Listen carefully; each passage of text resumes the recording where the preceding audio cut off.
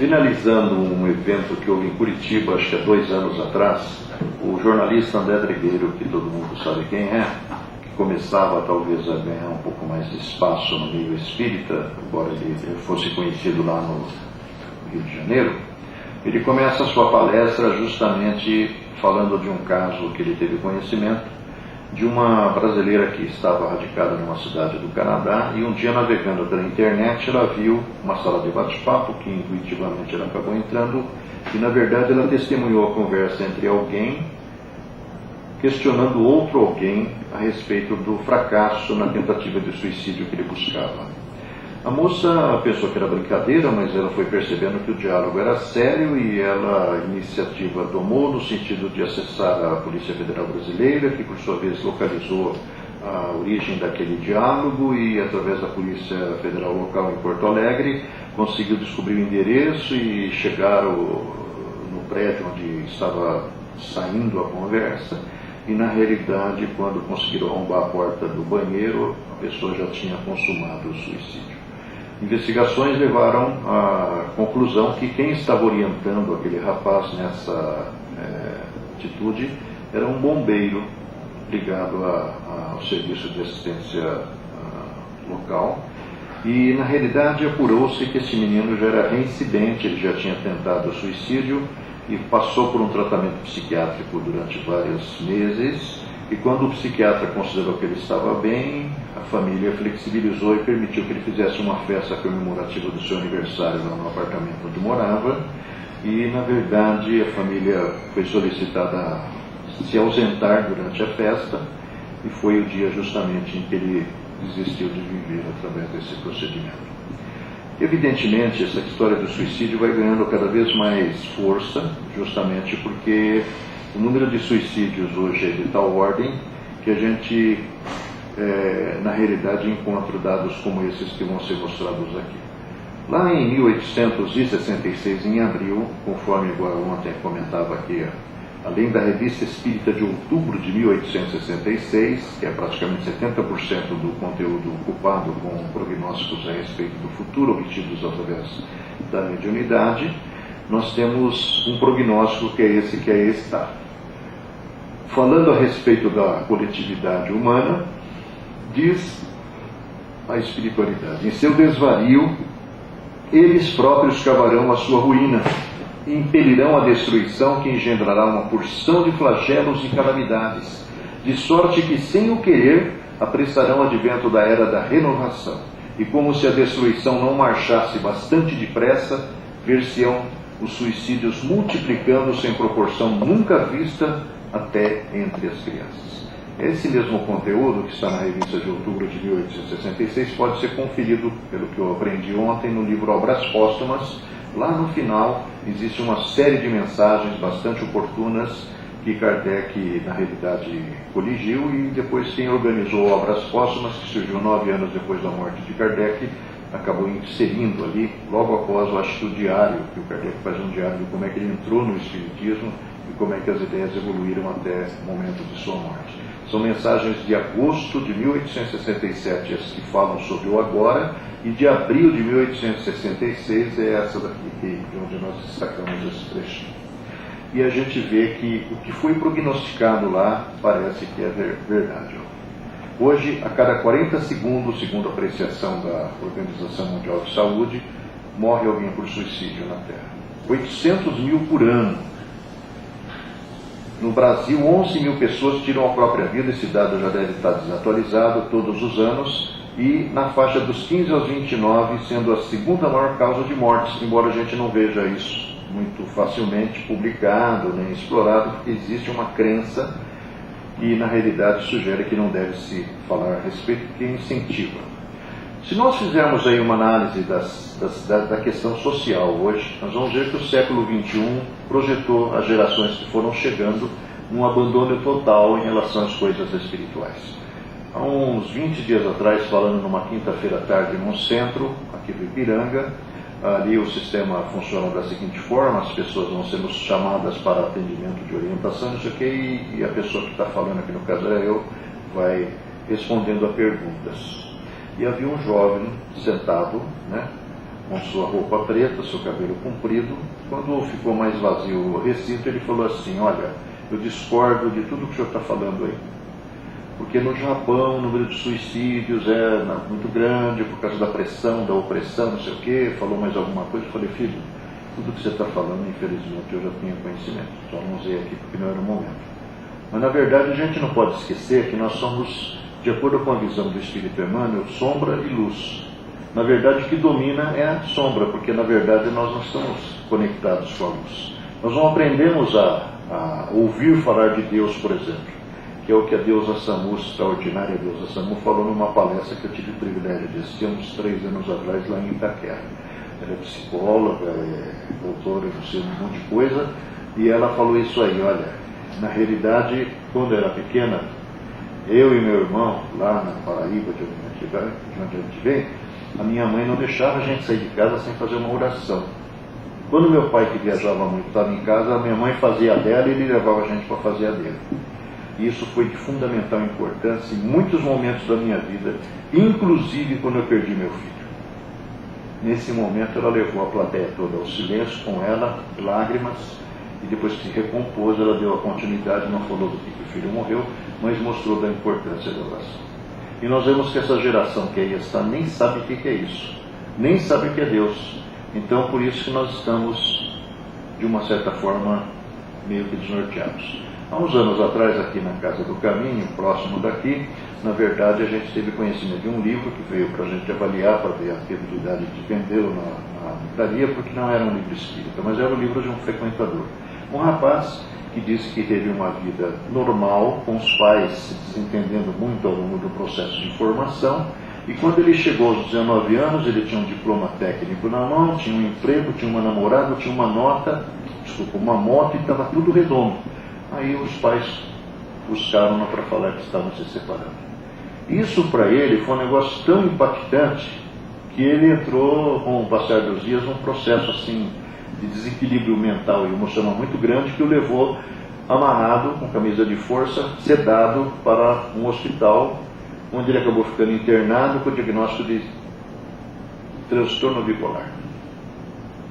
Então a gente não tem noção de como que o desequilíbrio nosso pode se instalar a partir de uma simples palavra, de uma simples decisão, que, ao que tudo indica para aqueles que estão tomando, ela não tem a mínima importância que seja um adulto, mas na verdade tem. Porque nós estamos amarrados, de uma certa forma, emocionalmente, aos personagens que fazem parte da nossa vida.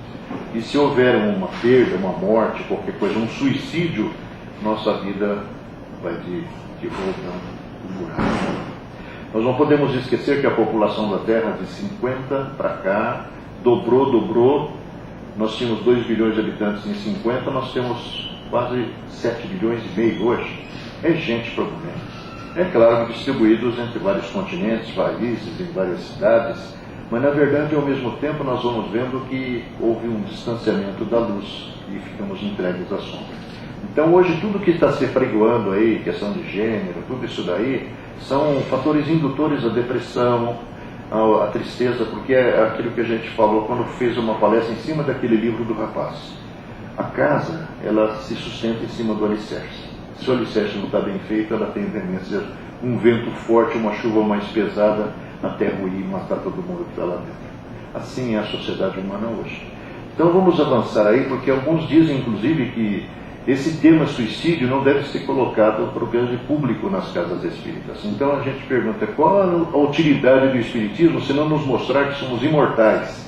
Que o suicídio é uma furada porque vai te levar ao encontro das consequências do que você está causando para você mesmo. Você não vai resolver o problema, pelo contrário, você até agravou. Nós vamos ver ao longo desse trabalho vários exemplos reais de pessoas que voltaram para o Chico Xavier, principalmente, para contar o que é que os aguardava. Inclusive aqueles que se matam para tentar encontrar aquele que foi na frente. Lá nas obras de Kardec, nós vamos encontrar muitas informações interessantes que não estão nas obras básicas, estão na Revista Espírita. Mas a gente apurou isso aqui em função de outras literaturas, chegando às seguintes conclusões. As questões demográficas e populacionais, os problemas sociais que prejudicam o bem-estar de cada um, estimulam a autodestruição. É muita gente, é muita frustração, é muita falta de muitas vezes oportunidade e falta de retaguarda emocional que normalmente deveria ser oferecida por aqueles que fazem parte da nossa família. Situações de agressão, gente que apanha sempre, mulher que apanha sempre, competição, insensibilidade desenvolvem transtornos emocionais que são campo fértil para que o suicídio seja cogitado por aquele que vai muitas vezes recorrer a isso. Doenças físicas tais como o câncer, a epilepsia, a AIDS, ou doenças mentais como alcoolismo, drogadição, depressão, esquizofrenia, são fatores relacionados a taxas mais altas de suicídio, porque tudo isso daí cresceu absurdamente. Depressão, segundo a Organização Mundial de Saúde, daqui a 2 anos será um problema de saúde pública mundial. Uma pessoa que já tentou cometer o suicídio anteriormente tem maior risco de cometê-lo. Dificilmente aquele que é salvo, e a gente tem no livro Entre Terra e Céu, do André Luiz, o exemplo do Júlio. O Júlio, nessa vida aqui recente, vai morrer por uma negligência da madrasta, afogado. Ele vai renascer na mesma família e vai morrer porque ele tinha uma fenda, lábio leporino, e na verdade contra uma moléstia coqueluche lá naquela época, não tinha recursos muito grandes para tratamento, ele acabou morrendo. A gente fica pensando, onde está Deus que pune uma criança tão inocente, com tantos infortúnios? Só que ele veio, na realidade, para ajustar-se diante das infrações à lei de Deus. Porque o Espiritismo fala assim, mortal que você tem 2 grandes infrações que pode cometer contra a lei de Deus: suicídio e aborto. São as 2 grandes tragédias que podem levar a perdão. E a gente vê que esses problemas socialmente hoje são multiplicados a cada momento que passa. Então o Júlio, na verdade, na vida passada, ele, por uma frustração afetiva por causa de uma mulher vulgar chamada Antonina, nessa existência, e lá no passado chamava-se Lola e Burri.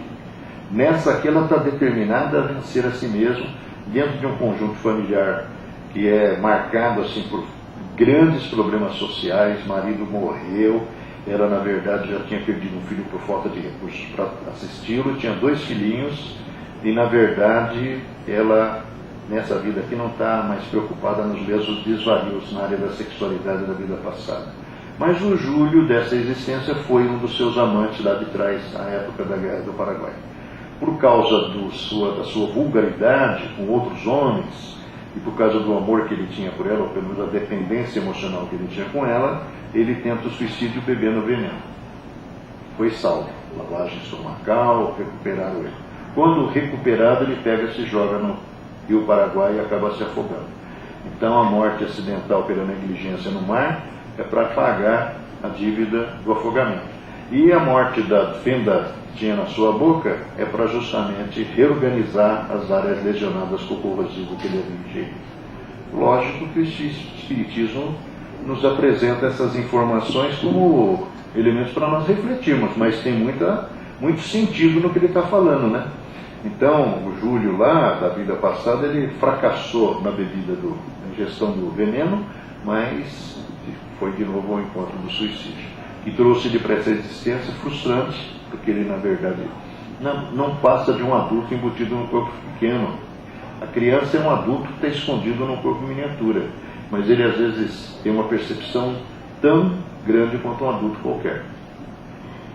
Razões culturais autorizam o suicídio, como harakiri, todo mundo já ouviu falar nisso. No Japão feudal tem uma história num livro chamado Resgate de Amor, uma mensagem recebida pelo Chico, do Hélio Daiquara, um japonesinho de 5 anos, que morre atropelado na Piaçaguera Guarujá, num fim de semana prolongado, deixando para trás um pai desolado, uma mãe inconsolável, 2 irmãzinhas desorientadas, e na verdade a sua morte acidental aqui no atropelamento no acostamento da rodovia, acho que Verdioca, Guarujá, alguma coisa assim, tinha a ver com uma prática dessas em Kyoto, no Japão, um século antes. Temos o sati, que ainda funciona, viu? Lá na Índia tem determinadas regiões, o governo dá em cima, pressiona tudo, mas tem mulher maluca que acaba se queimando em cima do corpo do marido que morreu. É uma tradição cultural e religiosa, chama sati. O governo persegue esse povo, mas parece que o povo é irredutível. Obriga no sentido honroso, moral e prestigioso a esposa viúva devota a se sacrificar viva na fogueira da pira funerária do seu marido morto. Aqui no lado ocidental a gente vê o inverso, a mulher que taca fogo no marido para ver se livra dele às vezes, né? Razões filosófico-políticos, religiosas motivam e justificariam suicídios. Fato observado desde a antiguidade como sicários, grupos de hebreus que lutavam contra a dominação romana, até os kamikazes da Segunda Guerra, que projetavam seus aviões em cima de comunidades, em cima de áreas de aterramento, aeroportos, e os extremistas islâmicos mais recentemente, né? Que agora parece que estão meio sossegados, né?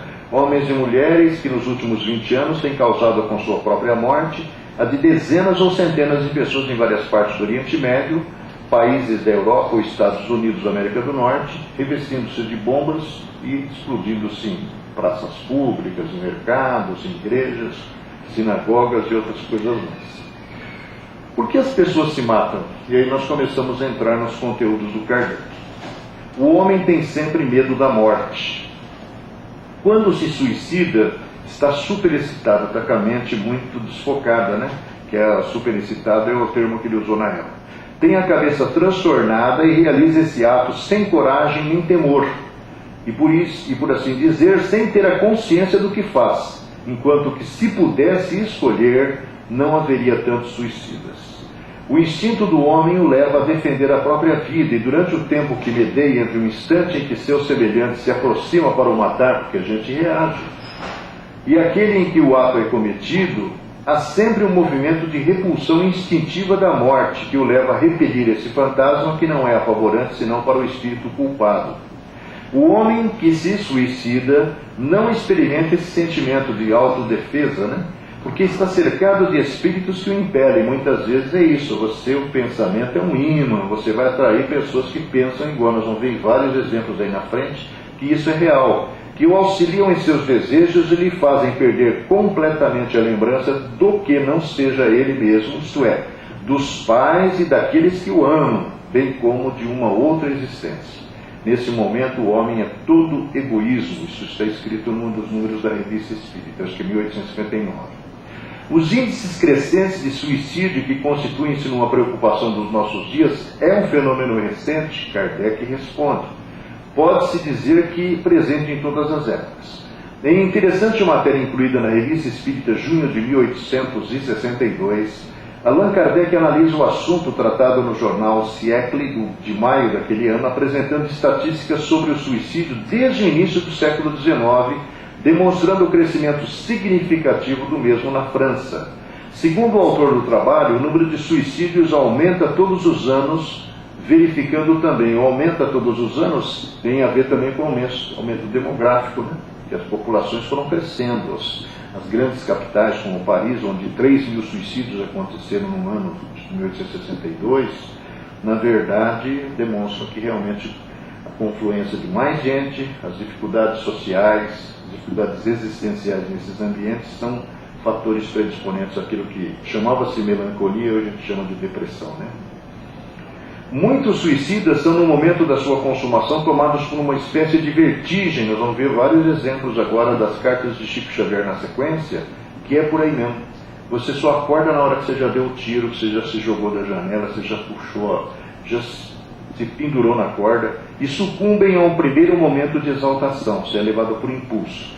Muitos se matam a sangue frio, com reflexão, e a prova está nas precauções calculadas que tomam. Nós tivemos aí um exemplo triste, trágico, do William Pescador, um companheiro palestrante espírita, no centro onde eu estava conversando com esse menino outro dia, e ele, há 2 anos atrás, ele era palestrante da Federação, tinha uma atividade aqui no Instituto de Cultura Espírita, aqui no Leopoldo Couto de Magalhães, ligado ao Vladimir Sanches, e o nego escreveu uma carta para a irmã e na realidade foi em cima do Pico do Jaraguá de terno e se jogou lá de cima. Pergunta que os caras do centro perguntam: como é? Na verdade, nós somos levados por influências espirituais que se sentem solidárias conosco ou interessadas em nos levar ao buraco, porque a gente já está trabalhando numa área onde nós, de uma certa forma, estamos tentando superar os limites que estabelecemos para nós mesmos. Porque em nome de Jesus, em nome da fé, nós enganamos muito, nós tiramos muito proveito de outras pessoas. Então nós temos muitos adversários invisíveis. na ordem raciocinada que põe nos negócios, o que não é uma característica de loucura. Ou seja, os caras fazem de caso pensado, eles planejam. Aquele que voluntariamente quer deixar a vida, aproveita bem o momento em que está só, para não ser tolhido em seu desígnio, mas o faz de preferência em centros populosos. O cara não vai se matar na selva, no deserto do Saara, no rincão baiano, lá na Chapada dos Guimarães. Ele quer matar em praça pública até para chocar o povo, né? Onde seu corpo ao menos terá alguma chance de ser encontrado. Foi esse moço aí.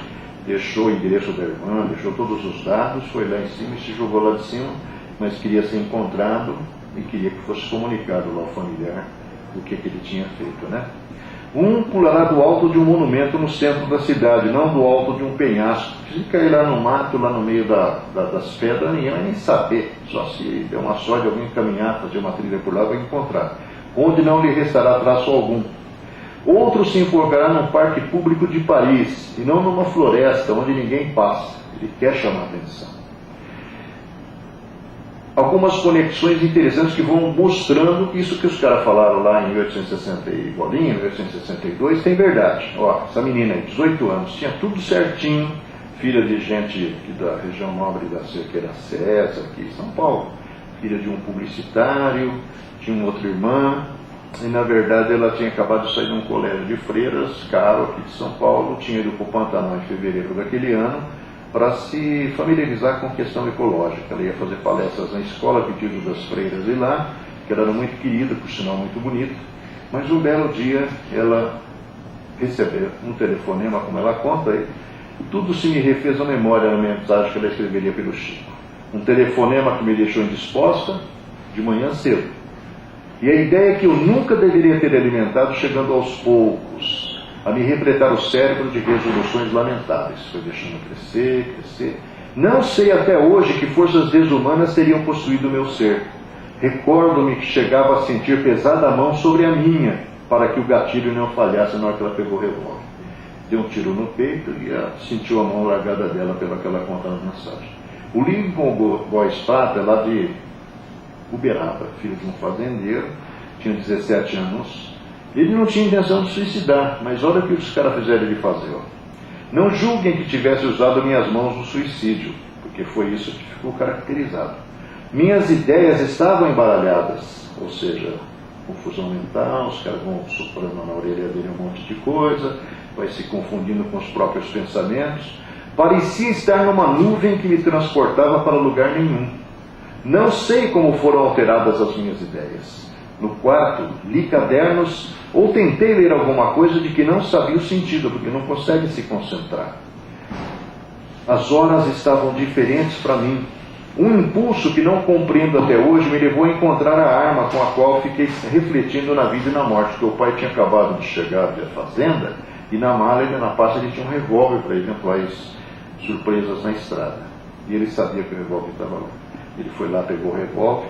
Desconheço porque levei a arma à altura da cabeça, sem qualquer ideia de fugir da vida, porque ele começou a pensar a história do roleta russa. E aí ele foi fazer uma experiência para ver, deve ter uma bala preparada para qualquer pessoa. E ele fez a tentativa e não deu sorte. Os pensamentos faziam um turbilhão no meu cérebro, a confusão, induzida por espíritos obsessores. Sentia-me tonto, descontrolado. Não tenho a ideia de haver puxado o gatilho, ele nem percebeu o que ele fez. Mas a verdade é que caí desamparado, acometido, me absorvi de tudo. Ele não morreu na hora, ele foi morrer dias depois aqui em São Paulo, para onde foi trazido para ser operado do cérebro que estava danificado. A Lúcia Ferreira tinha 16 anos. Ela, na verdade, estava preocupada em comprar um presente para o Dia das Mães. Ela não era muito certinha da cabeça, pelo que a gente supõe, né? E ela fala assim, quando viu o veneno, eu estava estudando, mas de repente ela viu lá o pote de veneno, alguma coisa que era um veneno para matar rato, sei lá, qualquer coisa lá na cidade de Uberaba. A força estranha me tomou o pensamento. Avancei para o suicídio quase sem conhecimento, embora muitas vezes não ocultasse o desejo de morrer, como todo mundo tem, né? Às vezes, diante de determinados desafios da vida, a gente chega à conclusão que às vezes é melhor desistir, né? Mas a gente passa. Tudo sem motivo, sem base. Opa, meu dedo está poderoso. A princípio me vi numa nuvem, com a garganta em fogo e uma dor que não parecia ter fim, depois que ela bebeu a substância. Talvez exagerasse as coisas que eu sentia, talvez guardasse impressões da vida que eu não devia guardar. O que é mais doloroso é que provoquei a morte do corpo sem razão nenhuma. Quer dizer, foi arrastada para isso. Nós vamos ver por que algumas pessoas fazem isso na sequência. O Vladimir Ranieri, 24 anos, já contei esse caso muitas vezes, ele na verdade tinha um irmão que tinha deficiência visual severa, isso é 1970 e alguma coisa. Eu lembro que eu tenho a carteirinha, houve uma campanha para doação de córneas para o Banco dos Olhos, uma carteirinha azul. Se alguém lembrar que você doa a córnea, é só ligar para um determinado telefone lá, eles mandam lá para tirar a córnea para poder dar para alguém que não enxerga. E ele, na verdade, empolgado com a história do irmão, que foi bem sucedido na cirurgia, fez a doação. Acontece que ele tinha se formado em engenharia, não conseguia emprego, e na verdade era uma segunda-feira, a mãe fala assim: olha, Vladimir, seu irmão está impossibilitado de trabalhar com seu pai na loja, porque ele está em recuperação, você não quer ir lá acompanhar o seu pai? Ele foi, na hora do almoço, o pai foi fechar a loja para eles irem almoçar, ele foi no escritório do pai, pegou um revólver e deu um tiro nele mesmo. É muito interessante, porque nós vamos ver mais para frente o que ele sentia depois disso, né? Olha aí que ele vai falar. Por quê? Assim, a frustração de não conseguir um emprego abriu campo para a infestação, a influenciação espiritual. Ideias lamentáveis pareciam marimbondos em meu cérebro, sugerindo-me que pusesse termo à existência. Não consegue emprego, se formou tanto trabalho, é melhor desistir. Em busca de um emprego que não aparecia, deixei-me invadir por aqueles pensamentos amargos. Quando me falaram de almoço, antes que me retirasse do trabalho, alvejei o meu próprio coração com um tiro certo. Lembro-me de que o papai correu para mim estirado no piso e, na suposição de que me faria viver, fez a respiração boca a boca, recebendo o meu próprio sangue, que lhe atingiu a garganta por causa da hemorragia interna. Arrependi-me de tanto mal praticado contra mim. No entanto, era tarde. Sei que entrei num pesadelo em que vi o meu próprio sangue a rolar do peito, que é um trauma de tal intensidade que você fica revendo aquela cena, que nem aquele CD que está engordurado, fica pulando, né? Como se aquele filete rubro não tivesse recursos para terminar. Mas Deus é Pai e Ele vai encontrar a solução lá na frente, acho que a gente vai ver. O que mais se concluiu naquela análise feita lá por Kardec? Olha quanta coisa interessante. O suicida não quer ser impedido, mas deseja que se saiba cedo ou tarde que se matou. Parece-lhe que essa lembrança dos homens o liga ao mundo que quis deixar. Tanto é certo que a ideia do nada absoluto tem algo de mais aterrador que a própria morte, porque ele está pensando que está indo para lugar nenhum, né? Não existe o futuro, não existe depois. É essa a grande ilusão do materialismo. Os casos mais numerosos são determinados pelos reveses da fortuna, pessoa que perdeu tudo, decepções amorosas, né? Claro, os pesares de qualquer natureza. Uns há que são evidentemente fúteis, sem falar do indefinível desgosto pela vida em meio aos prazeres. Todos os que suicidam só recorrem a esse extremo, com ou sem razão, porque não estão contentes. Hoje sabe-se, através de procedimentos como os que são conduzidos pelo CVV, que é um organismo fantástico, telefone 188, qualquer lugar do Brasil, de graça. O CVV nasceu aqui no Brasil, acho que no final dos anos 60, por uma iniciativa de pessoas ligadas ao comandante Edgar Armond, que foram à Inglaterra, me parece que em Liverpool, onde um padre de uma paróquia local tinha, na realidade, se impressionado com o número de suicídios de moças, de mulheres, adolescentes, um pouco mais, e não se sabia por que tanta gente estava se matando. Foram investigar, elas estavam se matando porque tinham tido a primeira menstruação, não sabiam o que era aquilo. E o sangramento levou-as a desistir de viver. Aí ele criou o grupo Samaritanos lá, que acabou depois inspirando o CVV brasileiro, né? Que ganhou realmente muita dimensão ao longo das décadas, que é um trabalho maravilhoso. As pessoas são voluntárias, elas dão 2 horas que seja da sua semana para ficar plantonista nas unidades que eles têm, no telefone que eles têm ou no chat, e estão disponíveis. São treinadas para poder ouvir, porque a tendência daquele que está sendo acessado, invariavelmente, querer falar mais do que o candidato ao suicídio. Então, as técnicas que eles desenvolvem, o treinamento emocional para, muitas vezes, enfrentar assim, depoimentos cruéis demais, é bastante interessante, né? Se deve deplorar é a facilidade com a qual os homens cedem desde algum tempo a esse arrastamento fatal. Então a gente está vendo, como disse lá no prognóstico lá dos 1866, crianças e adolescentes. O que é isso? É a falta de estrutura familiar, é o alicerce mal feito, é a falta de conhecimento de Deus. Como disse a doutora Samu, na verdade aquilo lá é de fundamental importância para que a criatura lide com as adversidades da vida, não encarando-as corajosamente, mas pelo menos não sucumbindo a elas como fazem os suicidas. Quando se dá um suicídio, de certa maneira, não é raro se sucederem outros do mesmo gênero. A gente viu aqui no Bandeirantes, ano passado, né? E tem muitos outros que são inspirados naqueles que foram na frente. Ou por algum movimento, como você havia dito logo no início, né? De pessoas que usam, como aquele bombeiro lá que estava orientando jovens a se matar.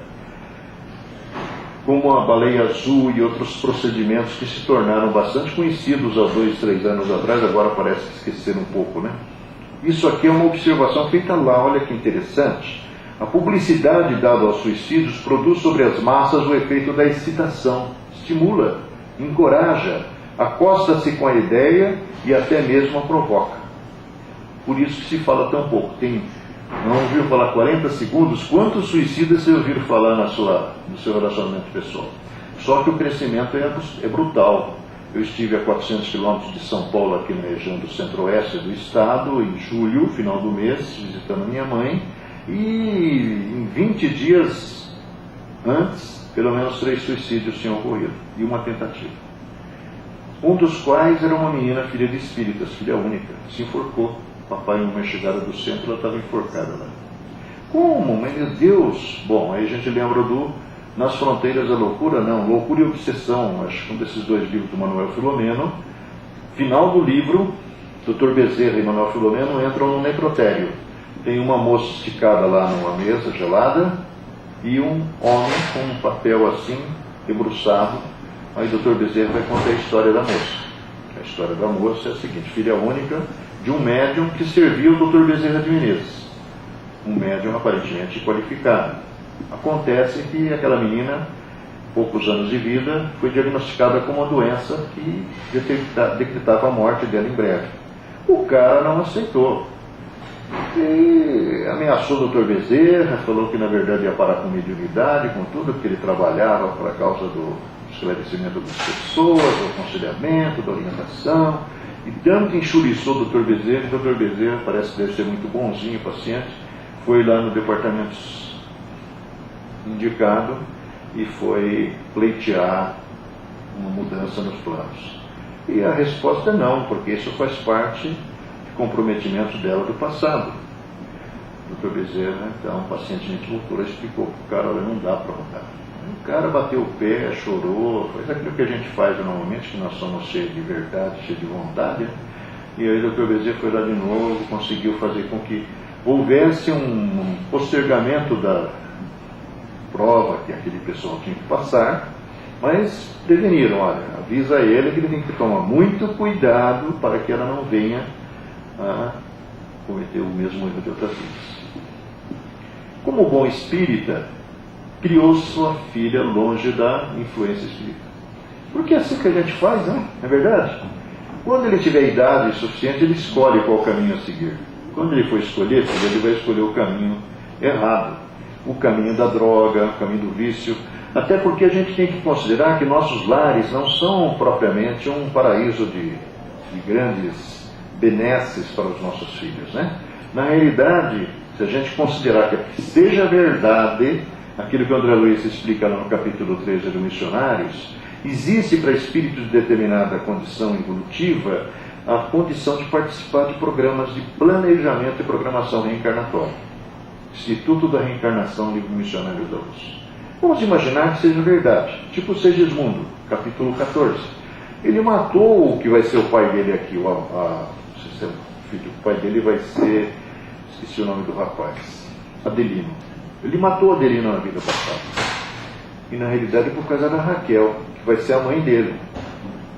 Triângulo amoroso, deu um tirombaço lá no peito do outro lá, matou. Evidentemente, os anos rolaram sobre os anos, todo mundo morreu. Lá no plano espiritual, tiveram a oportunidade de conversar, se abraçar, se meter. Bom, na hora que vai acontecer a reencarnação, o Segismundo está familiarizando-se com as energias e os fluidos da casa onde ele deverá renascer. Só que o pai dele, futuro, que é o rival do passado, a vítima, quando sai do corpo pelo desdobramento natural do sono, dá de cara com aquela figura, mas ele não sabe quem é, mas aquele cara infunde nele muito medo. Tanto é que ele começou a voltar para o corpo. Chegou um ponto daí, alguns dias, que ele não queria mais dormir. Chegou um ponto lá na frente que a própria atividade física, por causa da estafa, já dificultava a concepção, porque os espermatozoides dele não tinham a vitalidade necessária para perfurar a parede dura do óvulo. Aí foram pedir o socorro do Alexandre. Aí o Alexandre vai lá, marca uma data, reúne-se uma equipe. Quando o Adelino sai do corpo, o Segismundo já está lá. Quando ele vê o Segismundo, ele faz menção de voltar. Quando ele vê a figura iluminada, que pede para ele ter um pouco de paciência e calma, ele pensa que está diante de um Deus, um ser iluminado. Aí ele fica e começa um diálogo meio áspero entre os dois, começam a se agredir verbalmente. Nisso, aquela gritaria fez com que a Raquel, que saiu do corpo lá no quarto, viesse ao encontro deles. Todos eles, na hora da discussão, mentalmente se revêem na condição que estavam na época da Guerra do Paraguai, que se travestem com as indumentárias da época, o vestido rodado da dona Raquel, a uniforme de soldado do Adelino, a roupa de civil do outro, provavelmente, e, na verdade, o Alexandre consegue contornar a situação para que o projeto programado lá venha a ser bem sucedido. Agora vamos imaginar. Hoje sabe-se que lá na barriga da mãe, por ressonância, aquele barrigão vai trazer para dentro do seu corpo todas as vibrações sonoras que são muitas vezes emanadas pelo pai e pela mãe nas discussões que têm entre si, nas desinteligências, nas agressões verbais. Aquele ser que está lá dentro está indefeso. De repente, uma bate-boca qualquer lá, eles ameaçam abortar, ameaçam se separar. Esse serzinho que está lá na barriga, como é que fica? Fica apavorando.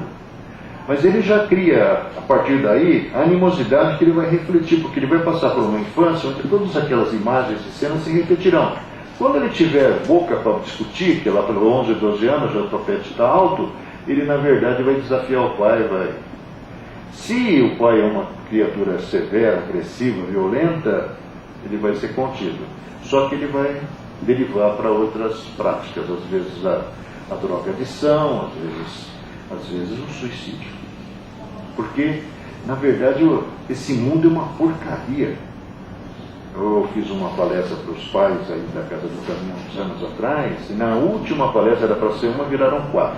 Na quarta, uma mulher tinha falado que na semana anterior, no prédio em que ela mora, aqui do lado de Brooklyn, não sei o quê, um menino, filho único de um casal que estava muito bem, a mãe era executiva de uma empresa, o pai de outra, o menino dá tchau para o pai e para a mãe aquela noite, que ele tinha aula no dia seguinte, daqui a pouco toca da portaria lá embaixo.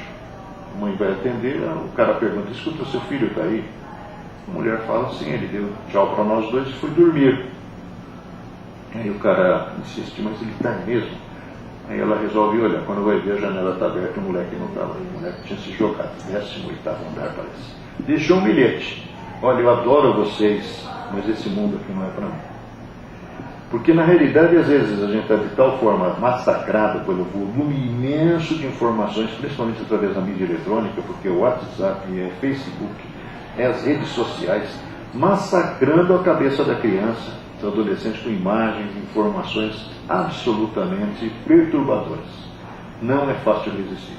Se você não tiver, como a doutora Deusa fala, a referência de Deus, você está sufocado pelas sombras de si mesmo, porque você não é um espírito evoluído. Se você não estava na Terra, né? Sob esse aspecto, consideramos as descrições do gênero que abundam nos jornais na época, devia ser assim, né? Hoje está querendo até voltar, estão querendo até fazer detalhamento de como é que foi o suicídio, né? Muitos artistas desses importantes aí de rock, nos últimos 10 anos, têm se matado aí, né? Artistas de cinema, depressão, é talvez o excesso de substâncias aditivas que fazem com que esses caras, sem perspectiva, acabem desistindo, né? E influenciando. Eu me lembro que eu trabalhava nos anos 80 numa empresa que produzia material gráfico para o mercado fonográfico. Os discos novos dos conjuntos de rock ingleses, os Iron Maiden da vida, os Led Zeppelin da vida, principalmente o Iron Maiden, todos os cenários dos shows que arrebatavam milhares e milhares de jovens pela Europa eram figuras demoníacas, boca de demônio, chamas do inferno, e as músicas com letras induzindo ao suicídio. Como, aliás, acontece hoje, né? Como uma das causas incitantes ao suicídio, elas dão a coragem de morrer. Aquele que não acredita na eternidade, ou seja, morreu, acabou. Não acabou não, cara. Você vai, primeiro decepção, você continua vivo e ainda com complicações. Que julga que tudo acaba com a vida, caso se sinta oprimido pela mágoa e pelo infortúnio, só vê um termo na morte. Nada esperando, acha muito natural, muito lógico mesmo, abreviar os sofrimentos pelo suicídio. De onde nasce o desgosto da vida que, sem motivos plausíveis, se apodera de certos indivíduos? Parece que é uma coisa do século passado, só que retrasado, né? Porque isso está no livro dos Espíritos, mas a gente vai ver que é por aí mesmo, quer ver? Efeito da ociosidade. A moçada de hoje não sabe o que é trabalho. Não sabe o que é manter o quarto arrumado, guardar roupa suja, guardar roupa limpa, guardar o sapato, lavar um prato, enxugar a louça, guardar a louça para a mãe. Não sabe. Não, vai ser poupado sempre. Aí ele vai ficar encurralado. Eu estava ouvindo na CBN no trânsito à tarde, 2 caras do CVV, uma médica e um médico, falando sobre isso. Que a criatura se enfurna no seu quarto e não comunica-se com ninguém, não tem amigos, não conversa, tem só a comunicação impessoal, sem troca, porque você está conversando. O máximo que você pode receber é um like, que não tem energia nenhuma, uma mãozinha só. Né? Ociosidade, falta de fé, lá. Século XXI, quantas crianças realmente conheceram Deus? Nem que seja o Deus do pôr do sol, do nascer do sol, do oceano, das flores que desabrocham, da beleza das flores. Não precisa ser o Deus da religião, porque o Deus da religião está furado. E também da saciedade. O que é a saciedade? Está tudo resolvido. A roupa é de grife, o tênis é de grife, a comida é aquilo que eu quero, o sanduíche que eu quero. Tudo, na realidade, resolvidinho pelo papai e pela mamãe. O celular da época, né? Nova versão, como eram joguinhos eletrônicos no passado. Então está tudo resolvido. Então não sei o que é dificuldade. A vida não tem sentido, é uma porcaria mesmo. E meu pai e minha mãe só ficam brigando, né? Para aquele que usa das suas faculdades com fim útil e de acordo com as suas aptidões naturais, o trabalho nada tem de árido e a vida se escoa mais rapidamente, porque a gente acha que o trabalho é uma porcaria também, um negócio que só dá assim, frustração, né? Porque é perseguição, puxação de tapete, deslealdade, falsidade. Ele lhe suporta as vicissitudes com tanto mais paciência e resignação quanto obra com o fim da felicidade mais sólida e mais durável que o espera. Então, se ele tem conhecimentos, imprime um sentido útil à sua própria existência, vai descobrir a felicidade de servir, né? E vai ter sentido para viver. Nesse sentido, a evolução do materialismo pode também ser fator determinante dos índices elevados de suicídio. A incredulidade, ou seja, não acredita em nada, a simples dúvida quanto ao futuro, as ideias materialistas são, numa palavra, os maiores excitantes do suicídio, levam ao que o Kardec chama de covardia moral. A propagação das ideias materialistas é, pois, um veneno que inocula em muitos a ideia do suicídio, e os que se tornam seus apóstolos assumem uma terrível responsabilidade. Então, hoje a gente está vendo essa discussão maluca do gênero, que querem fazer com que a gente perca, pelo menos as crianças, né, percam a sua referência, não tem noção se são homem ou são mulher, né? A mesma coisa em relação a muitos outros aspectos que são apregoados aí por essa turba que está no comando da comunicação, principalmente, né? Que acham que, na realidade, isso aí tem uma utilidade muito grande para o desenvolvimento do ser e da sociedade. como a gente já disse hoje, na realidade, no Lei da Reprodução, dentre as leis morais do Livro dos Espíritos, Kardec pergunta acerca da destruição da família, e a resposta é que seria um retrocesso.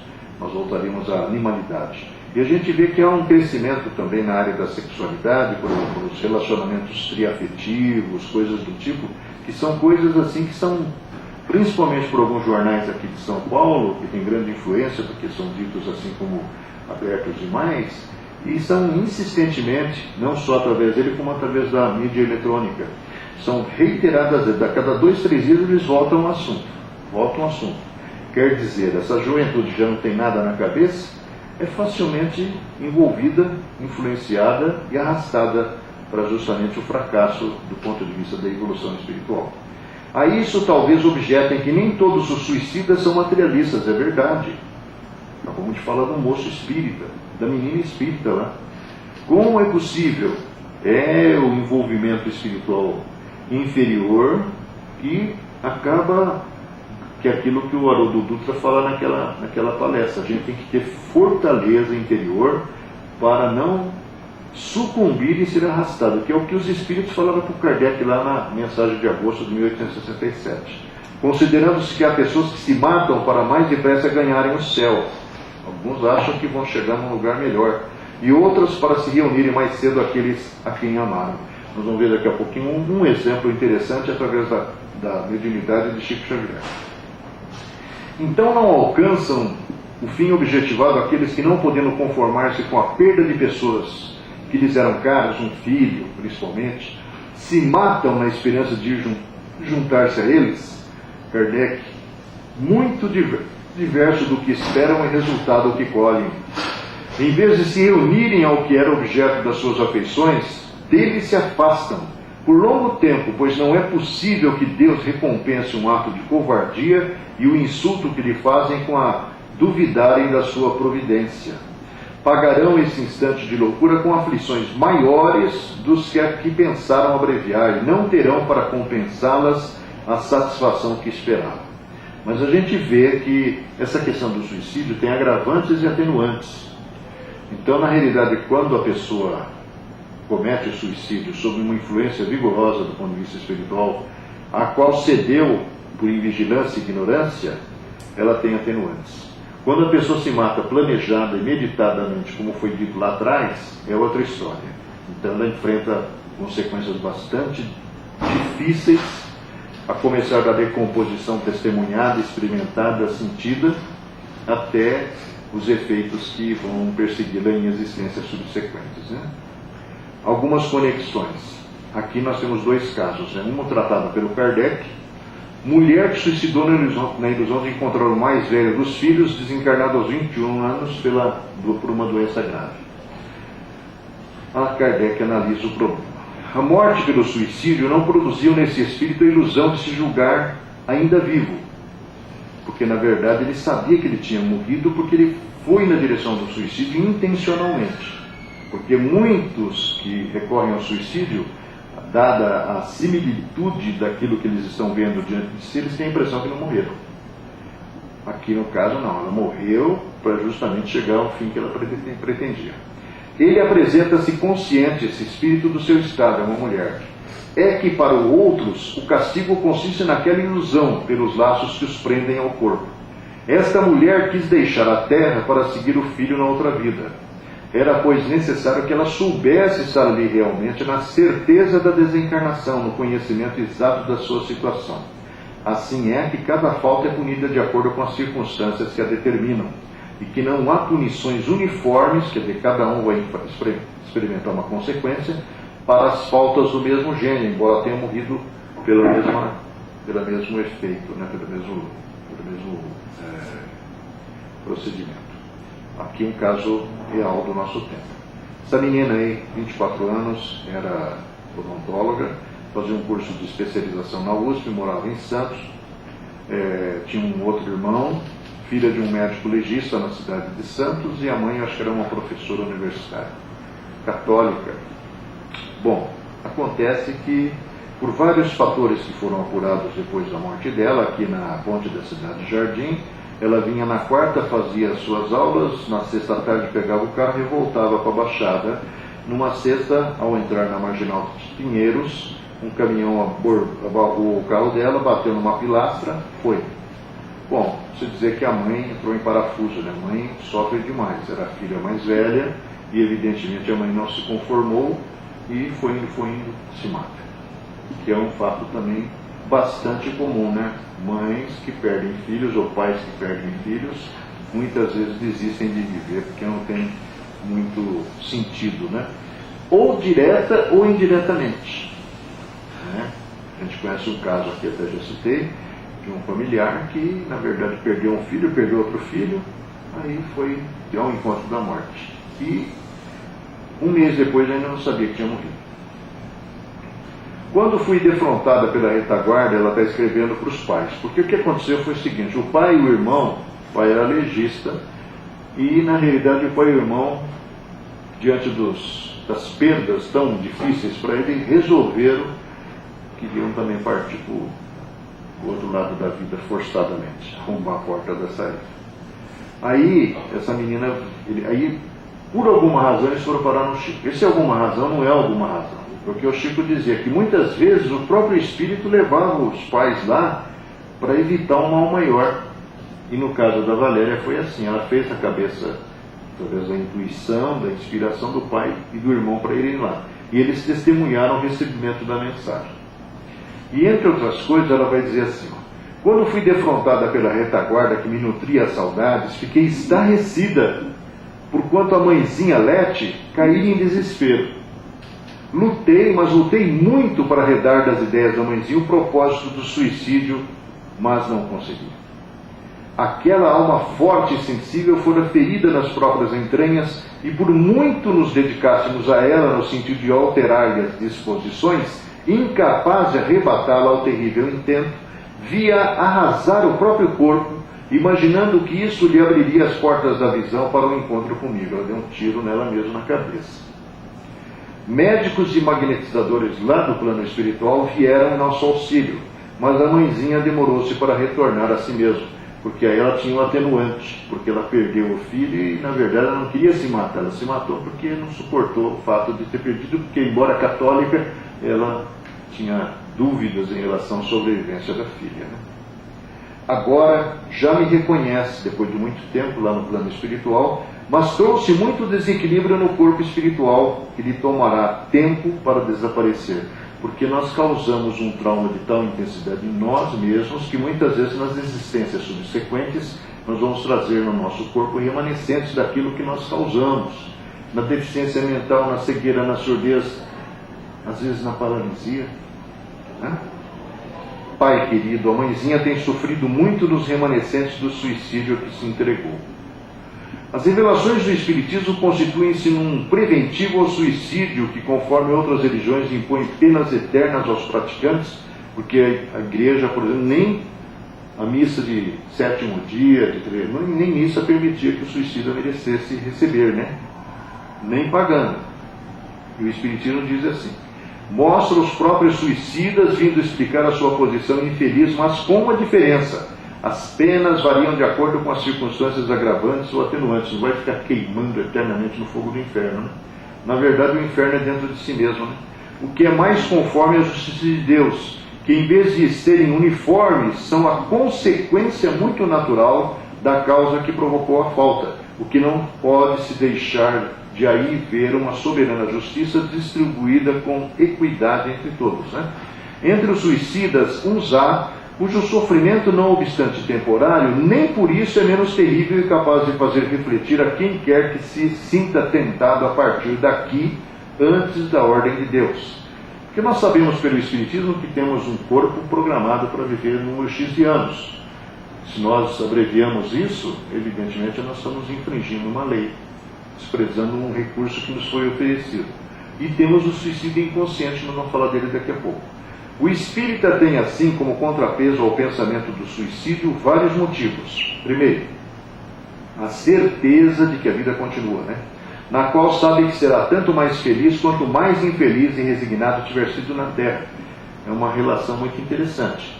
Aquele que é aflito será na verdade, consolado, né? Então Jesus deu mais ou menos essa diretriz.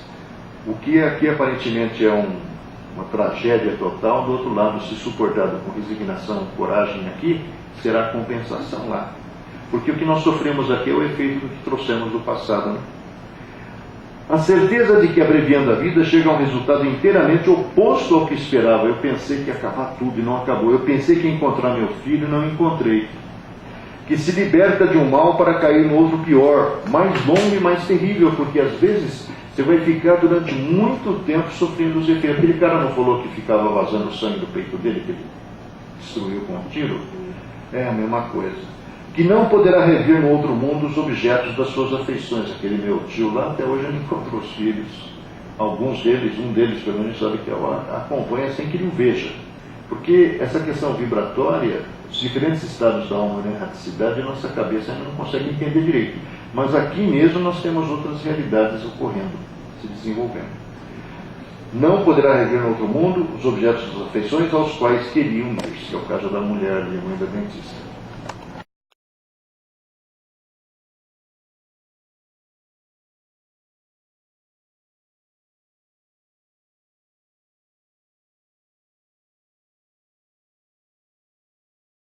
Tribulações da vida, oferecida pelo Espiritismo, pode evitar a predisposição ao suicídio? As tribulações da vida são, ao mesmo tempo, expiações de faltas passadas e provas para o futuro. Por isso que é importante saber que já vivíamos antes de estar aqui. Porque nós estamos sempre diante dos efeitos, as consequências daquilo que nós mesmos causamos, que nós criamos, porque é isso que vai nos fazer amadurecer, vai nos fazer crescer, né? O próprio Espírito as escolhe, aquilo que o André Luiz nos apresenta lá, para a surpresa dele mesmo, no capítulo 14 e 13 e 14 do livro Missionários à Luz, visando ao seu adiantamento. Mas pode acontecer que uma vez na obra, ache muito pesada a carga, que nunca é, né? Sempre os caras dão uma flexibilizada, porque a gente está lá, está ávido, quer resolver tudo de uma vez. Mas aqui a gente tem até parcelamento da dívida, né? Coisas que vão acontecer na infância, coisas que acontecer na adolescência, na vida adulta, na vida mais madura, né? Maus de Alzheimer, dá para o final do projeto, né? Insanidade. Ache muito pesada a carga e recue na sua execução. Então que recorre ao suicídio, porque não aguenta, o que retarda ao invés de o fazer avançar. Você vai ter que voltar. No tempo que você subtrair de você mesmo, você vai viver um tempo relativamente curto, que Leon Denis fala no problema do ser, do destino e da dor. Vai morrer jovem, deixando para trás o pai e a mãe desarvorados, porque tem culpa no cartório, como o Silas fala no capítulo Resgates Coletivos da Saneação, e ao mesmo tempo vai ser para você uma frustração, porque você estava cheio de projetos, você estava fazendo faculdade, você estava namorando, você estava com um monte de coisa legal acontecendo na sua vida, e de repente você tem que largar tudo para trás. Mas que Deus sacana, né? Não, não é não. Você que está reconquistando as oportunidades que você desprezou lá atrás, através da frustração que você enfrenta agora. Acontece ainda que um espírito se suicidou em precedente encarnação, e como expiação, olha aí, está lá no Kardec, hein? É-lhe imposto na seguinte lutar contra a tendência ao suicídio, que nós vamos ouvir o Sâncio falar na próxima resposta, que é o instrutor lá do livro Ação e Reação. Você cria para você um trauma de tal profunda intensidade que você vai ter compulsões suicidas sem saber por quê. Por causa disso. Nós vamos ver uns exemplinhos legais lá na frente. Muito interessantes. Se sair vitorioso, progride. Se sucumbir, terá de recomeçar uma vida talvez mais penosa ainda que a precedente. E assim deverá lutar até que haja triunfado, pois toda recompensa na outra vida é fruto de uma vitória. E quem diz vitória, diz luta, não existe nada de graça. O espírita aure, pois, na certeza de que ele tem deste estado de coisas uma força de perseverança que nenhuma outra filosofia lhe poderia dar. O desenvolvimento da certeza das vidas sucessivas, então, constrói uma fé sólida, certo de viver depois da morte, e de viver muito mais tempo do que na Terra, porque você não vai voltar num intervalo relativamente curto. Às vezes você vai ficar 200 anos no plano espiritual. Pega o livro Reencarnação em Você, do Hernani Guimarães Andrade, ele faz um estudo bastante interessante, onde faz uma estatística baseada nas informações que a espiritualidade deu e a densidade demográfica da Terra. E ele chega num número estimado de intervalo entre encarnações, aproximadamente entre 200 e 400 anos, para você voltar. É muito interessante o que ele mostra lá, baseado em alguns livros que ele cita. Além disso, certo de nascer infeliz se não fizer o bem, ou mesmo se não fazendo o mal, nada faz, compreende a necessidade de uma ocupação, o melhor preservativo contra a hipocondria, que na época, segundo o dicionário, quer dizer o medo excessivo de ficar doente, né? Tem gente que tem essa mania, fica se escondendo atrás de doença, né? Mas se você estiver ocupado, com as mãozinhas ocupadas, nem que seja passar uma linha dentro da agulha, nem que seja varrer um chão, que você, pelo amor de Deus, varrer chão, você se sente superior a tudo isso, né? Mas na verdade você está com a cabeça ocupada. André Luiz diz que mãos vazias é pasto para as trevas. Então ocupa a sua cabeça. Com a certeza do futuro tem um objetivo, com a dúvida não tem. É tomado pelo tédio e acaba com a vida porque nada mais espera. Que nos permita uma comparação um pouco trivial, mas a qual não falta analogia, diz Allan Kardec. Um homem passou 1 hora assistindo a um espetáculo. Se pensa que a peça acabou, levanta-se e sai do teatro. Mas se souber que ainda vão representar coisa melhor no segundo ato, e mais longa do que viu, ficará mesmo que no pior lugar. A espera do melhor nele vencerá a fadiga. As mesmas causas que levam ao suicídio também provocam a insanidade. O remédio de um é o remédio da outra. Infelizmente, enquanto a medicina só levar em conta o elemento material, privar-se-á de todas as luzes que lhe traria o elemento espiritual, o qual representa papel tão ativo num grande número de afecções. E aqueles que buscam suicídio ou receberam o diagnóstico de doença terminal? Tem gente que, infelizmente, sucumbe, né? Evidentemente, certas doenças orgânicas são alimentadas e mesmo provocadas pelas disposições morais, porque nós, na verdade, somos vítimas de nós mesmos, do passado remoto, do passado recente. O desgosto da vida, o mais das vezes, é fruto da tudo resolvido, né? Da saciedade, condição da pessoa que se encontra inteiramente saciada. Está tudo, tenho família, tenho recursos, tenho, sei lá, um monte de coisa. A vida não tem sentido. O homem que tudo usou, não vendo nada além, está na situação do ébrio, que tendo esvaziado a garrafa e nada mais tendo, a quebra. Os abusos e excessos de toda sorte levam forçosamente a um enfraquecimento e a uma perturbação das funções vitais. Daí uma porção de doenças cuja fonte é desconhecida e que julgamos determinantes, quando na verdade são apenas consequência, né? Daí também uma sensação de langor e de desalento. O que faltaria ao hipocondríaco, tema de doença, para combater suas ideias melancólicas? Um objetivo na vida, um móvel à sua atividade. Que atitude pode ter-se em nada crer? O espírita faz mais do que acreditar no futuro, sabe, não pelos olhos da fé, mas pelos exemplos que tem à frente, que a vida futura, a qual não pode escapar, é feliz ou infeliz, conforme o emprego que faça da vida corpórea, que a felicidade é proporcional ao bem que fizer. Mais 2, 3 conexões, olha que interessante. A menina se jogou num prédio também aqui na região da Paulista. Ainda não sei que força me tomou naquela quarta-feira. Tive a ideia de que uma ventania me abraçava e me atirava fora pela janela. Certamente devia mobilizar minha vontade e impedir que o absurdo daquele momento me enlouquecesse. Obedecia maquinalmente àquela voz que me ordenava projetar-me no vácuo. Quis recuar, mudar o sentido da situação, não consegui. Nunca imaginaria que tantos sofrimentos seguiriam meu gesto, porque o que se mata cria para aqueles que estão ao redor dele também uma tragédia, né? O Luiz Alves, esse aí era, na realidade, programado para vir aqui viver só, por causa de desatinos do passado. Mas ele tinha que consagrar-se ao próximo. Fez enfermagem, trabalhava num hospital lá de Belo Horizonte, e na verdade aos 30 anos não suportou a solidão e deu um tiro no peito. Olha o que ele vai contar através do Chico. Ele se reconheceu depois que se matou mais vivo do que nunca, continuando ligado à carcaça inerte. Porque esse não é o caso da obsessão, é o caso dele mesmo que decidiu fugir do pau, fugir daquilo que é a meta que ele tinha que cumprir aqui na vida. Aí, como ele não tinha familiares, ele era absolutamente só, deram a carcaça dele lá para a faculdade de medicina, lá para a anatomia descritiva. Aí foi ser dissecado, olha aí, ó. Chumbado ao corpo, manteve-se ligado. Mas acontece um fato muito curioso aí, que o André Luiz vai revelar numa entrevista que ele deu via Chico Xavier em 1968, quando aconteceu o primeiro transplante de coração aqui do Brasil. Os caras foram enxuriçar lá o Chico, porque o Chico era assim, a ponto de referência para tudo. O Mariner 4 desceu em Marte, só viu pó. Como é que o Humberto Campos falou que tinha gente viva lá? Aí o Emmanuel falou que são 50 horas para o corpo espiritual ser desligado do corpo físico, para poder acontecer a cremação. Mas e o caso do doador?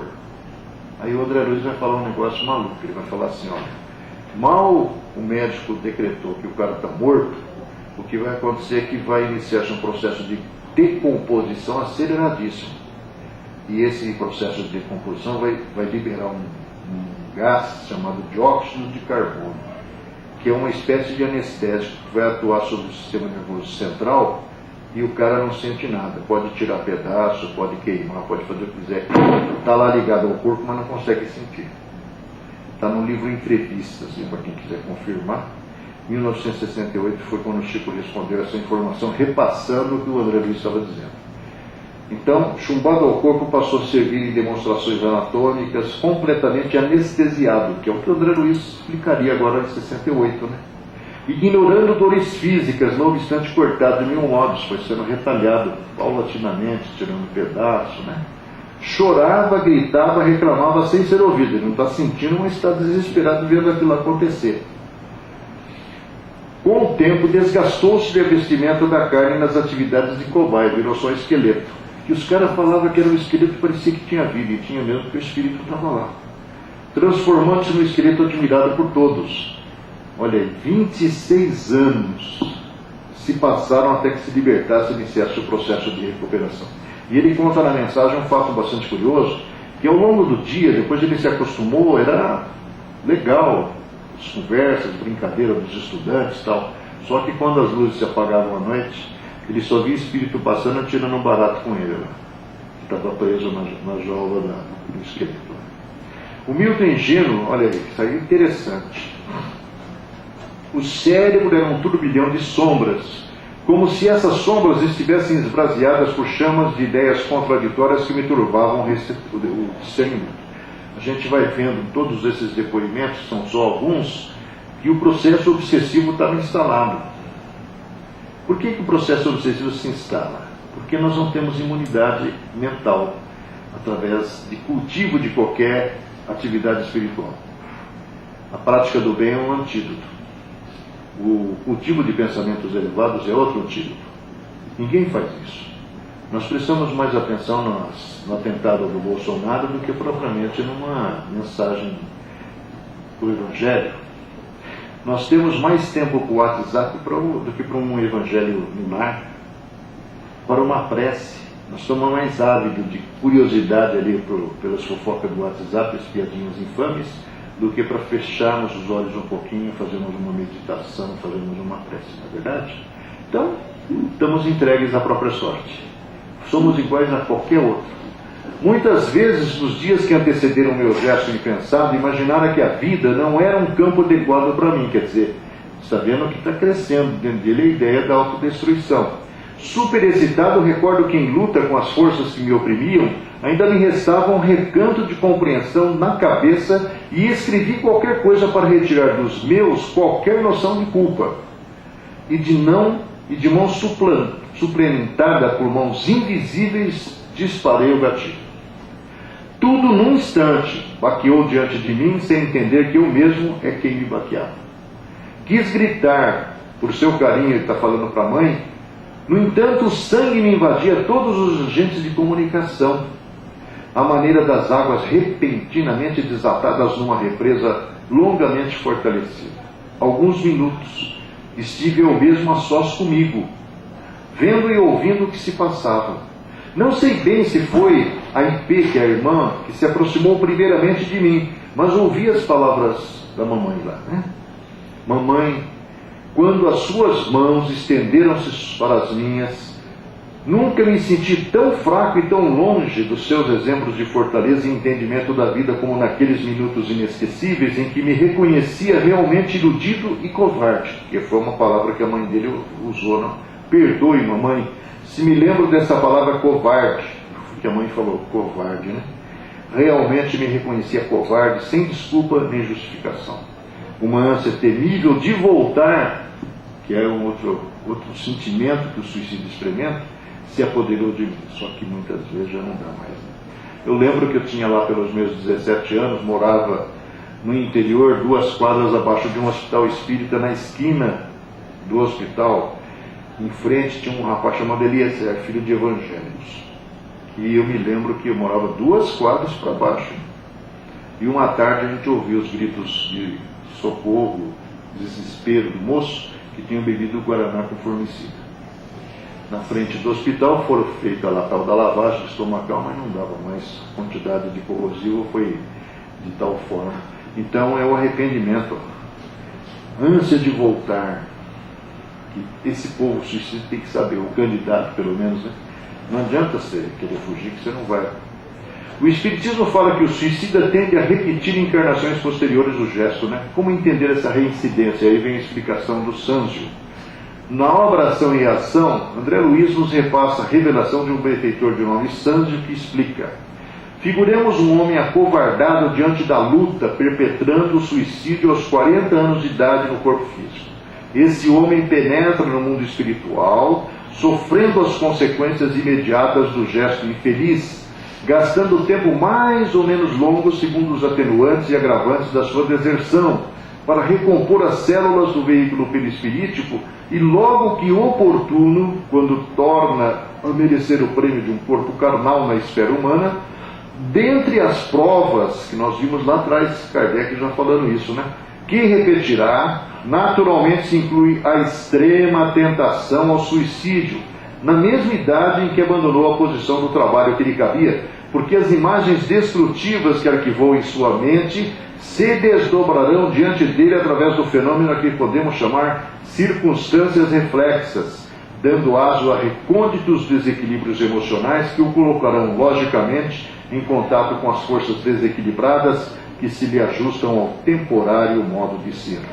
Se esse homem não houver amealhado recursos educativos e renovadores de si mesmo, pela prática da fraternidade do estudo, de modo a superar a crise inevitável, muito dificilmente escapará ao suicídio de novo, porque as tentações, não obstante reforçadas por fora de nós, começam em nós e alimentam-se de nós mesmos. Alguns dos que desistiram de viver pelo suicídio referem-se a sofrimentos que se iniciam no instante seguinte ao gesto extremo, que é o que ele falou aí, né? Isto procede. Frequentemente a escuridão acompanha o castigo dos espíritos criminosos. Segue-se imediatamente a morte e sua duração muito variável conforme as circunstâncias.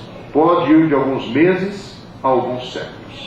Compreende-se facilmente o horror de semelhante situação, no qual o culpado não divisa senão que lhe pode lembrar a falta e aumentar pelo silêncio a solidão e a incerteza em que está mergulhado, as ansiedades e o remorso. Lendo-se certas narrativas, ficamos em princípio predispostos a encontrar circunstâncias atenuantes para o suicídio, a encará-lo até como um ato heróico, visto ter se provocado pelo sentimento do dever. No entanto, vemos que foi julgado diversamente, que a pena dos culpados será longa e terrível, porque se refugiaram voluntariamente na morte a fim de fugir à luta. A intenção de não faltar ao dever era nobre muitas vezes, né? Sem dúvida, e lhe será levada em conta mais tarde, mas o verdadeiro mérito teria consistido em vencer o arrastamento, ao passo que eles fizeram como o desertor que se esquiva no momento do perigo.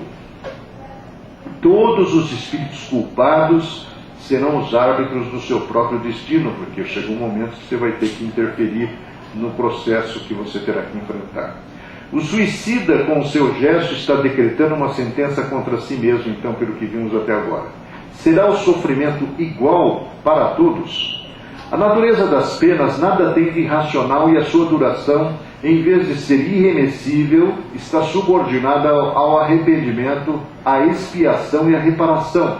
Se nós pegarmos o capítulo 7 do livro O Céu e o Inferno, nós vamos ver que o Kardec vai falar do Código Penal da Vida Futura e coloca esses três elementos aqui como indispensáveis no processo de reabilitação de nós perante as leis de Deus. O que é, ao mesmo tempo, mais lógico e mais conforme à doutrina da justiça e da bondade do Criador. O Espiritismo é um remédio eficaz para evitar o suicídio? Sem dúvida. Ele dá uma confiança no futuro que muda completamente a maneira de se encarar a vida terrestre e, por conseguinte, uma força moral que normalmente falta às pessoas desesperadas.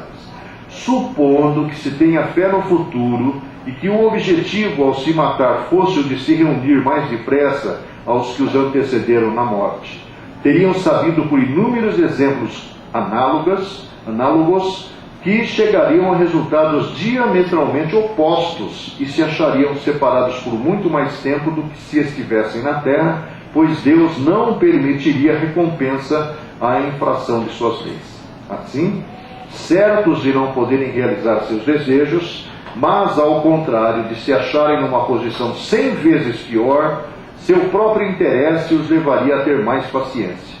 Nós recomendamos preces de todos, a fim de dar a força e a resignação que haverá de sustentar os potenciais suicidas em suas provas e ainda apressar o termo do seu castigo. Baseado nos depoimentos mediúnicos, é possível prever o tipo de situação que aguarda o suicida. Muito diversas são as consequências do suicídio. Não apenas determinadas, e em todos os casos correspondem sempre às causas que o produziram. Há, porém, uma consequência que o suicida não pode escapar: é o desapontamento. Mas a sorte não é a mesma para todos. Depende das circunstâncias. Alguns espiam a falta imediatamente, outros em nova existência, que será pior do que aquela cujo curso interromperam. A observação realmente mostra que os efeitos do suicídio não são idênticos.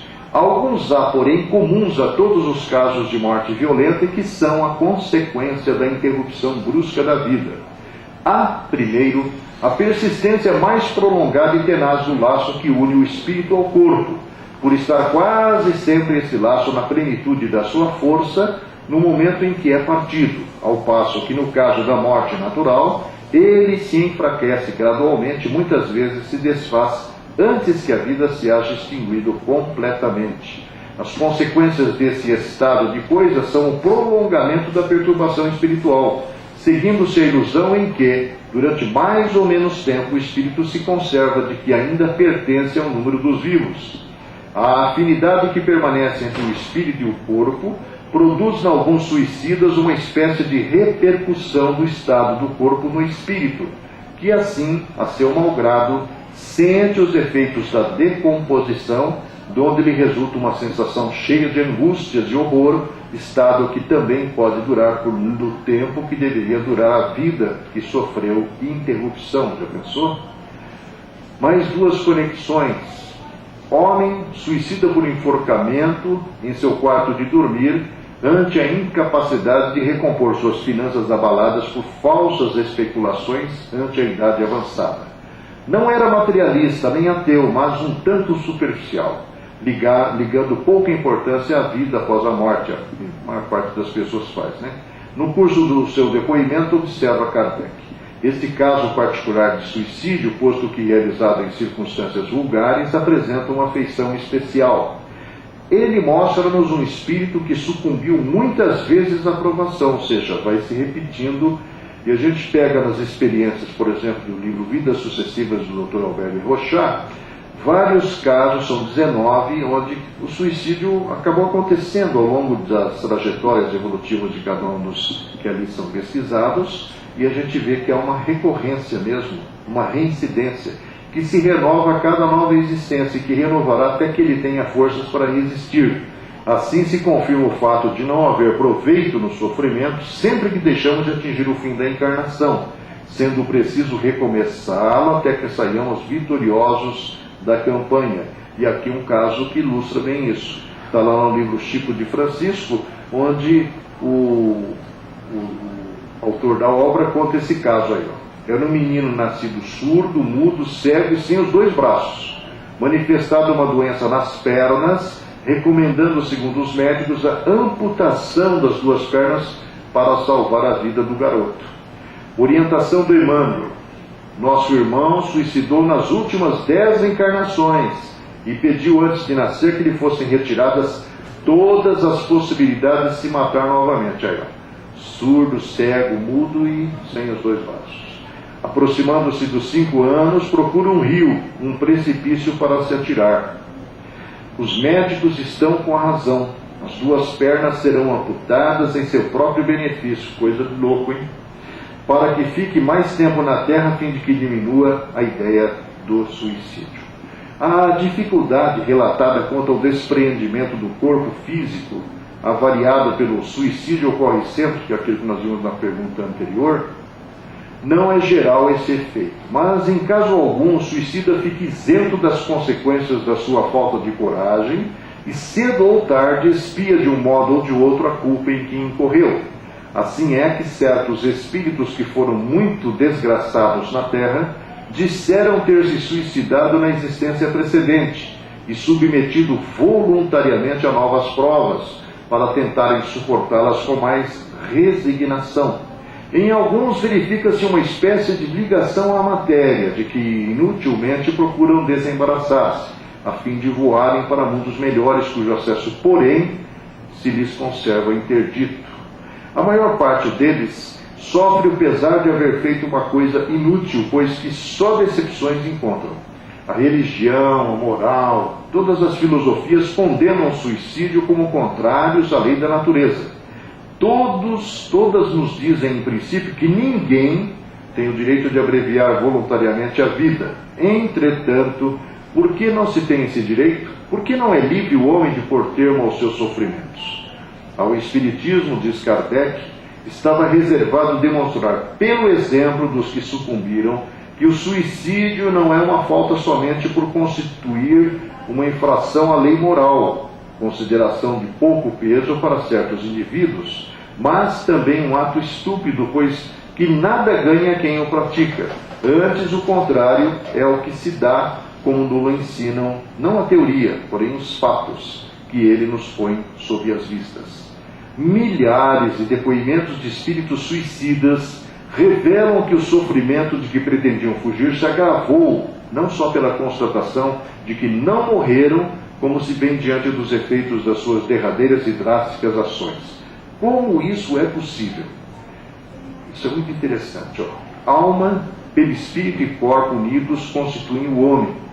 Alma e perispírito separados do corpo constituem o ser que chamamos espírito. Assim é a alma um ser simples, o espírito um ser duplo e o homem um ser triplo. Seria mais preciso reservar o vocábulo alma para designar o princípio inteligente.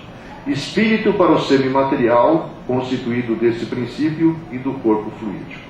Revestidos de corpos materiais, os espíritos constituem a humanidade ou o mundo corpóreo visível. Despojados desses corpos, constituem um mundo espiritual ou invisível. Este enche o espaço. Vivemos em seu meio sem disso nos apercebermos, assim como vivemos no mundo dos infinitamente pequenos, do qual não suspeitávamos antes que tivesse sido inventado o microscópio. Assim, os espíritos não são seres abstratos, vagos e indefinidos, mas concretos e circunscritos. Só lhes falta a faculdade de serem vistos para que sejam semelhantes aos homens. Disso decorre que, se do momento fosse levantado o véu que nos oculta, constituiriam eles uma população em redor de nós. Avariado o corpo físico, o espírito permanece ligado ao corpo espiritual, ou perispírito, onde gravaram-se as desarmonias ou agressões impostas ao corpo físico. Como o Espiritismo explica? O perispírito é corpo organizado que, representando o molde fundamental da existência para o homem, subsiste além do sepulcro de conformidade com o seu peso específico. Formado por substâncias químicas que transcendem a série estequiogenética, conhecida até agora pela ciência terrena, é a aparelhagem de matéria rarefeita, alterando-se de acordo com o padrão vibratório do campo interno. Por isso que a mente e a emoção têm tanta importância. Organismo delicado, extremo poder plástico, modifica-se sob o comando do pensamento. É necessário, porém, acentuar que o poder apenas existe onde prevaleçam a agilidade e a habilitação que só a experiência consegue conferir.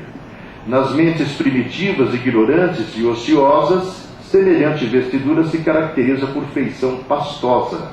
Isso é dado muito interessante. Verdadeira continuação do corpo físico ainda animalizado ou enfermiço. O progresso mental é o grande doador da renovação ao equipamento do espírito em qualquer plano de evolução.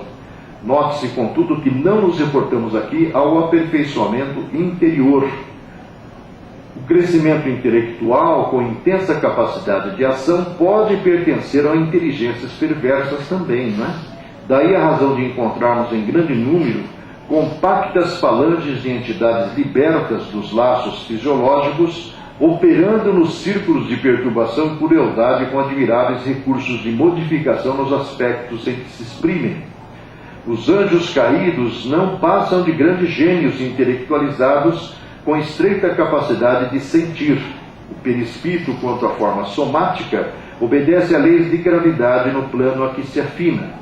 Nossos impulsos, emoções, paixões e virtudes neles se expressam fielmente. O corpo espiritual então mantém-se ligado ao espírito após a morte do corpo físico. O perispírito é o envoltório do espírito e não se separa dele nem antes nem depois da morte. Ele não forma com ele mais do que uma só entidade, nem mesmo se pode conceber um sem o outro. Durante a vida, o fluido perispirítico penetra o corpo e todas as suas partes e se serve de veículo às sensações físicas do espírito, do mesmo modo como este, por seu intermédio, atua sobre o corpo e dirige-lhe os movimentos.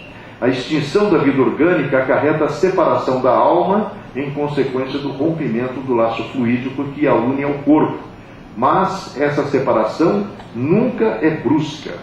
O fluido perispiritual só pouco a pouco se desprende de todos os órgãos, de sorte que a separação só é completa e absoluta quando não mais reste um átomo do perispírito ligado a uma molécula do corpo. A sensação dolorosa da alma por ocasião da morte está na razão direta da soma dos pontos de contato existentes entre o corpo e o corpo espiritual, o perispírito, e por conseguinte também de maior ou menor dificuldade que apresenta o rompimento. Não é preciso, portanto, dizer que, conforme as circunstâncias, a morte pode ser mais ou menos penosa. O sofrimento que acompanha a morte está subordinado à força adesiva que une o corpo ao corpo espiritual. Que tudo o que puder atenuar essa força e acelerar a rapidez do desprendimento torna a passagem menos penosa. E, finalmente, que se o desprendimento se operar sem dificuldade, a alma deixará de experimentar qualquer sentimento desagradável. A causa principal da maior ou menor facilidade do desprendimento é o estado moral da alma. A afinidade entre o corpo e o corpo espiritual é proporcional ao apego à matéria, que atinge seu máximo no homem cujas preocupações dizem respeito exclusiva e unicamente à vida e gozos materiais. Ao contrário, nas almas puras que antecipadamente se identificam com a vida espiritual, o apego é quase nulo. Mais duas conexões interessantes. Esse menino aí, o pai acabou se separando da mãe e ele foi para o suicídio. Também não é um caso assim incomum, né? Ignoro que forças indomáveis me fizeram aceitar a ideia de uma corda que me pendurasse o corpo, a fim de que tudo acabasse para mim. A verdade é que a vida não me deixou e sofri o indescritível para aprender a veneração que me cabia dedicar ao corpo que Deus me dera através de meus pais. Não sei de onde me veio um impulso temerário. Senti que meu corpo balançava no espaço e que eu caía numa tremenda escuridão, foi citado há pouco. O que se passou não tenho vocábulos para contar. Quanto tempo me arrastei naquelas sombras densas, arrependido e infeliz, não sei dizer. Depois de um tempo que para mim teve a duração de séculos, uma voz me veio atender aos gritos de socorro. Chorei mais ainda ao verificar que alguém acertara comigo naquela imensidão de escuro em que me debatia. A voz me pediu paciência e oração e me afirmou que era da sua voz Evangelina e Tertinha a me buscarem. Desde então, fui hospitalizado para tratamento e observação importante. No entanto, reconheço que a minha coluna se desajustou, porque ele se enforcou, né? O Décio Márcio Carvalho. Assim é, porque estou aqui sem possibilidade de vê-las. Estou cego, né? E nem de ver os amigos que me recebem. Custa-me confessar-lhes que estou cego. Até hoje não sei que forças entraram em meu espírito impelindo meu suicídio. Vamos vendo que sempre eles fazem referência a essas influências espirituais ignoradas pela maioria, né? O Vladimir Ranieri, que é aquele que nós já vimos lá atrás, ele vai contar isso aqui para levantar um pouco a nossa moral, né? Graças a Deus, melhorei da hemorragia incessante que me enlouquecia no buraco que ele abriu com o tiro no peito do corpo. Depois de algumas semanas de aflição, o médico apareceu com uma boa nova. Ele disse que as preces de uma pessoa que se beneficiara com a córnea que doei ao banco dos olhos se haviam transformado para mim num pequeno tampão que, colocado sobre o meu peito no lugar que o projétil atingira, fez cessar o fluxo de sangue imediatamente. Como se processam os tratamentos no corpo espiritual após a morte? Isso aqui é interessante, ó. Na espiritualidade, os servidores da medicina penetram com mais segurança na história do enfermo para estudar com o êxito possível os mecanismos da doença que lhes são particulares. A gente vê lá no Nosso Lar, o André Luiz sendo analisado por um médico, lá quando ele chega na enfermaria de Nosso Lar, né? Aí os exames dos tecidos psicossomáticos, com aparelhos de precisão, certamente lá do plano espiritual, correspondendo às inspeções instrumentais e laboratoriais em voga na Terra, podem ser enriquecidos com a ficha kármica do paciente, a qual determina quanto à reversibilidade ou irreversibilidade da doença antes da nova reencarnação, motivo porque numerosos doentes são tratáveis, mas somente curáveis mediante longas ou curtas internações no campo físico, a fim de que as causas profundas do mal sejam extirpadas da mente pelo contato direto com as lutas em que se configuraram. Talvez essa molecada da GRAC esteja enquadrado aqui, né? Eles voltam um curto espaço de tempo para justamente, curtas internações do campo físico, a fim de que as profundas causas do mal que criaram para si mesmos sejam extirpadas da mente pelo contato direto com as lutas em que se configuraram. Porque a gente não entende como é que crianças tão pouca idade têm cânceres tão severos. Provavelmente estão passando por ali só para dar uma ajeitada no corpo, né? Conveniente, portanto, é que o médico espiritual se utilize ainda, de certa maneira, da medicação que vos é conhecida. Porque a gente vê nas cartas de Chico Xavier casos de hemodiálise. 3 casos que a gente apurou nas 1.100 mensagens. Muito interessante. No socorro aos desencarnados em sofrimento, porque mesmo no mundo, todo remédio da farmacopeia humana, até certo ponto, é projeção dos elementos quimioelétricos sobre agregações celulares, estimulando-lhes as funções ou corrigindo-as, segundo as disposições do desequilíbrio em que a enfermidade se expressa. Naturalmente, sequelas e traumas impostos ao corpo físico através do suicídio refletem-se em existências posteriores. É possível ter-se uma ideia como? Olha que interessante, Numa obra do início dos anos 60, denominada Religião dos Espíritos, o benfeitor espiritual Emmanuel, através de Chico Xavier, legou-nos algumas possíveis consequências, né? Olha lá. Os que se envenenaram, conforme os tóxicos de que se valeram, renascem trazendo as afecções valvulares, os achaques do aparelho digestivo, as doenças do sangue e as disfunções endócrinas, tanto quanto outros males de etiologia obscura. Os que incendiaram a própria carne amargam as agruras da ictiose ou do pênfigo. Os que se asfixiaram, seja no leito das águas ou nas correntes de gás, exibem os processos mórbidos das vias respiratórias, como no caso do efizema, cistos pulmonares. Os que se enforcaram carregam consigo os dolorosos distúrbios do sistema nervoso, como sejam as neoplasias diversas e a paralisia cerebral infantil.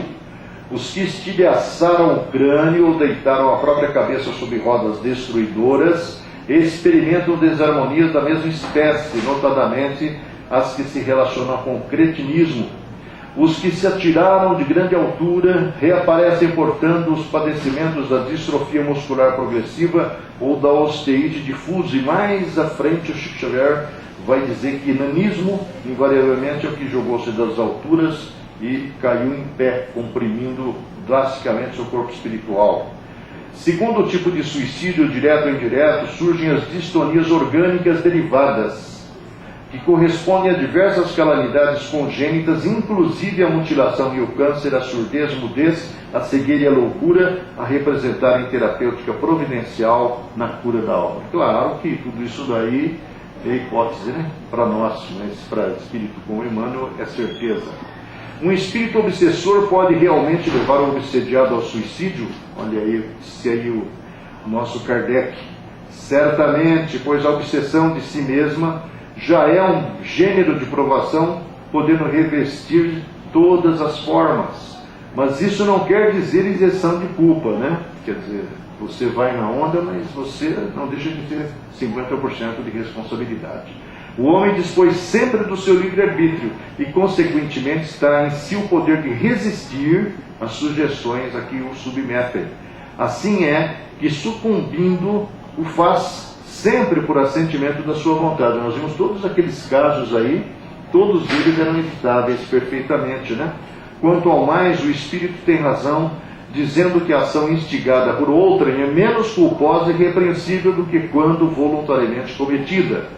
Contudo, nem por isso se inocenta da culpa, visto como, afastando-se do caminho reto, mostra que o bem ainda não está vinculado no seu próprio coração. Como entender essa ingerência? Olha aí o Kardec dizendo para nós. Muitas vezes, os espíritos agem sobre a nossa mente, a nossa revelia. Solicitam-nos a fazer isso ou aquilo. Julgamos agir por impulso próprio, quando apenas obedecemos a uma sugestão estranha. Não devemos daí inferir que não tenhamos iniciativa. Longe disso. O espírito encarnado tem sempre o livre-arbítrio. Em definitivo, não faz senão aquilo que quer, e muitas vezes segue os próprios impulsos. Então, se a gente se deixa levar, porque a gente está afim mesmo, né? Quem julga dizer uma coisa agradável àqueles que o cercam, divertindo uma sociedade com suas brincadeiras ou atitudes, por vezes se engana, o que frequentemente acontece quando pensa que tudo isso vem de si próprio. Os espíritos mal intencionados que o rodeiam, com ele se identificam e pouco a pouco o enganam a respeito dos seus próprios pensamentos, dando-se o mesmo com aqueles que o ouvem. Disso se segue que aquilo que dizemos nem sempre vem de nós. Muito importante isso que ele está falando, hein? Que muitas vezes não somos como os médiuns falantes, mas que intérpretes do pensamento de um espírito estranho que com o nosso se identificou. Os fatos vêm apoiar essa teoria, diz Kardec, provando também que muito frequentemente nossos atos são a consequência desse pensamento que nos é sugerido. O homem que pratica o mal cede a uma sugestão quando é bastante fraco, para não resistir, e quando cerra os ouvidos à voz da consciência, que pode ser a própria voz, ou a de um espírito bom que, por seus avisos, combate a influência de um espírito mau. Mais duas conexões muito interessantes, lá do livro Instante da Vida. O depoimento é o nome da mensagem, onde uma mulher conta para Humberto de Campos o seguinte: ela era uma esposa e mãe religiosa por convenção social, suicida aos 32, religiosa por convenção social, por envenenamento motivado por ciúme ao descobrir o interesse do marido que deixou com o filho pequeno por amiga próxima. Descreve, isso aqui é impressionante, ó, descreve a lucidez com que atravessou os instantes que se seguiram à atitude, o remorso, a imobilidade do próprio corpo a qual mantinha-se ligada, a inutilidade das orações gritadas pelo desespero, A vergonha sentida durante a autópsia que seu corpo foi submetido por 2 profissionais indiferentes e desconhecidos, as dores da laceração, essa aqui está sentindo as dores, porque faz parte, é o que o André Luiz fala, menos que você tenha que sofrer, você não vai sofrer, mas se tiver que passar porque você fez a mesma coisa para alguém lá atrás, você vai experimentar o desconforto. O terror ao acompanhar o próprio enterro, o testemunho hora a hora da decomposição do próprio corpo, o aprisionamento por obsessores cruéis quando da ruptura dos laços que aprendiam ao corpo, o aprisionamento em furna tenebrosa, a perda da noção do tempo, o socorro dos espíritos missionários, depois de enormes dificuldades a fim de a internarem num campo de tratamento. No mesmo livro, Humberto disse que foi procurado por um espírito que trazia aqui o pescoço tudo roxeado, né? E o moço vai dizer o seguinte, que ele era um jovem, seu corpo estava adensado, pesado e escuro, se retorcendo como se estivesse fixado em agitação permanente, e na garganta se lhe viam arroxeadas feridas, alentadas, de certo, pelos pensamentos de angústia a lhe percutirem constantes na forma atormentada. Ele foi um viciado, situação levada ao extremo, o que o levou a estrangular a própria mãe em momento de insânia, o que o fez, ao recobrar a lucidez, tomando conhecimento da aparição da ação parricida, enforcar-se com tiras de um lençol da cela em que fora aprisionado. Frequentemente, fragmentado em muitas vertentes interpretativas, algumas delas sustentando que o suicídio deve ser incentivado se for feito com objetivo, o islamismo atraiu a atenção nas últimas décadas pelos atentados terroristas com pessoas com corpos revestidos de explosivos que provocaram a morte de milhares de pessoas ao longo dos anos. Qual a visão do Espiritismo sobre? São impelidos por maus espíritos, fazendo a guerra aos seus semelhantes, contravém a vontade de Deus, que manda a cada um amar ao seu irmão como a si mesmo. Todas as religiões, ou antes todos os povos, adoram o mesmo Deus, qualquer que seja o nome que lhe deem. Por que então há de fazer a guerra a outro, sob o fundamento de ser a religião deste diferente da sua, ou por não ter ainda atingido o grau de progresso dos povos cultos? Se são desculpáveis os povos de não crerem na palavra daquele que o Espírito de Deus animava, que Deus enviou, sobretudo os que não ouviram e não lhe testemunharam os atos, como pretenderdes que creiam nessa palavra de paz quando lhes ides levá-la de espada em punho? Eles têm de ser esclarecidos e devemos esforçar-nos por fazê-los conhecer a doutrina do Salvador, mediante a persuasão, com brandura, nunca ferro e fogo. Em vossa maioria não acreditais nas comunicações que temos com certos mortais. Como quereríeis que estranhos acreditassem na vossa palavra, quando desmentis com os atos a doutrina que pregais? Ante o avanço do número de suicídios infantos juvenis, certamente em face do desenvolvimento mental da criança na atualidade, da influência dos meios de comunicação, do processo de aprendizagem deficitário, justificar-se-ia a programação de aulas para espíritos encarnados nessa faixa etária, predominantemente da doutrina espírita. O médium Chico Xavier, em entrevista concedida em 31 de 10 de 72, comenta que no dia anterior em sua casa recebeu a visita de um casal de São Paulo que vinha desolado à procura de reconforto, porque o filho único do casal, menino de 12 para 13 anos, se enforcou deliberadamente, tão só porque encontrou negativa da parte dos pais para ir ao cinema, depois de ter ido ao cinema durante algumas noites consecutivas. Chico diz que isso é muito importante. Esses suicídios nessa idade não eram comuns, não eram mesmo conhecidos 15, 20 anos atrás. Crianças que sofrem a perda de pais ou que são abandonadas por eles e que se suicidam depois, mesmo se afogam, se envenenam procurando armas, atiram contra si próprias. Isso é um problema sério para todos aqueles que se sentem vinculados à tarefa de socorro à criança. Ponderava o Chico que pelo menos depois de 8 a 10 anos de idade, a mente infantil já se encaminha para uma posição consolidada na reencarnação, que a criança está começando a viver. Dos 10 aos 12, temos um mundo de informações para dar à criança que está encontrando um mundo diferente, muito diferente daquele que os adultos de agora encontraram 40, 50, 30 anos atrás. Salienta que há muitos pequeninos, chamados aos 10, 8, 9, 11 anos de idade, a facear problemas que só adultos conheciam há décadas passadas. Está acabando. A evolução das revelações espíritas no século XX apresentou-nos uma visão original, falando do problema da autodestruição sob o título de suicídio inconsciente, o que vem a ser. A primeira referência está no livro Nosso Lar, do André Luiz. Nele, sendo avaliado na enfermaria do hospital que foi acolhido, houve um especialista que o examinava ter tido um corpo perfeito, tendo comprometido o seu funcionamento através através do que chama suicídio inconsciente, dirimindo sua informação ante tal diagnóstico ao ouvir que o organismo espiritual apresenta em si mesmo, como nós vimos ao longo desse trabalho, a história completa das ações praticadas no mundo. Os órgãos do corpo somático possuem incalculáveis reservas segundo os desígnios do Senhor. O meu amigo, no entanto, iludiu excelentes oportunidades, desperdiçando patrimônios preciosos da experiência física. A longa tarefa que lhe foi confiada pelos maiores da espiritualidade superior foi reduzida a meras tentativas de trabalho que não se consumou.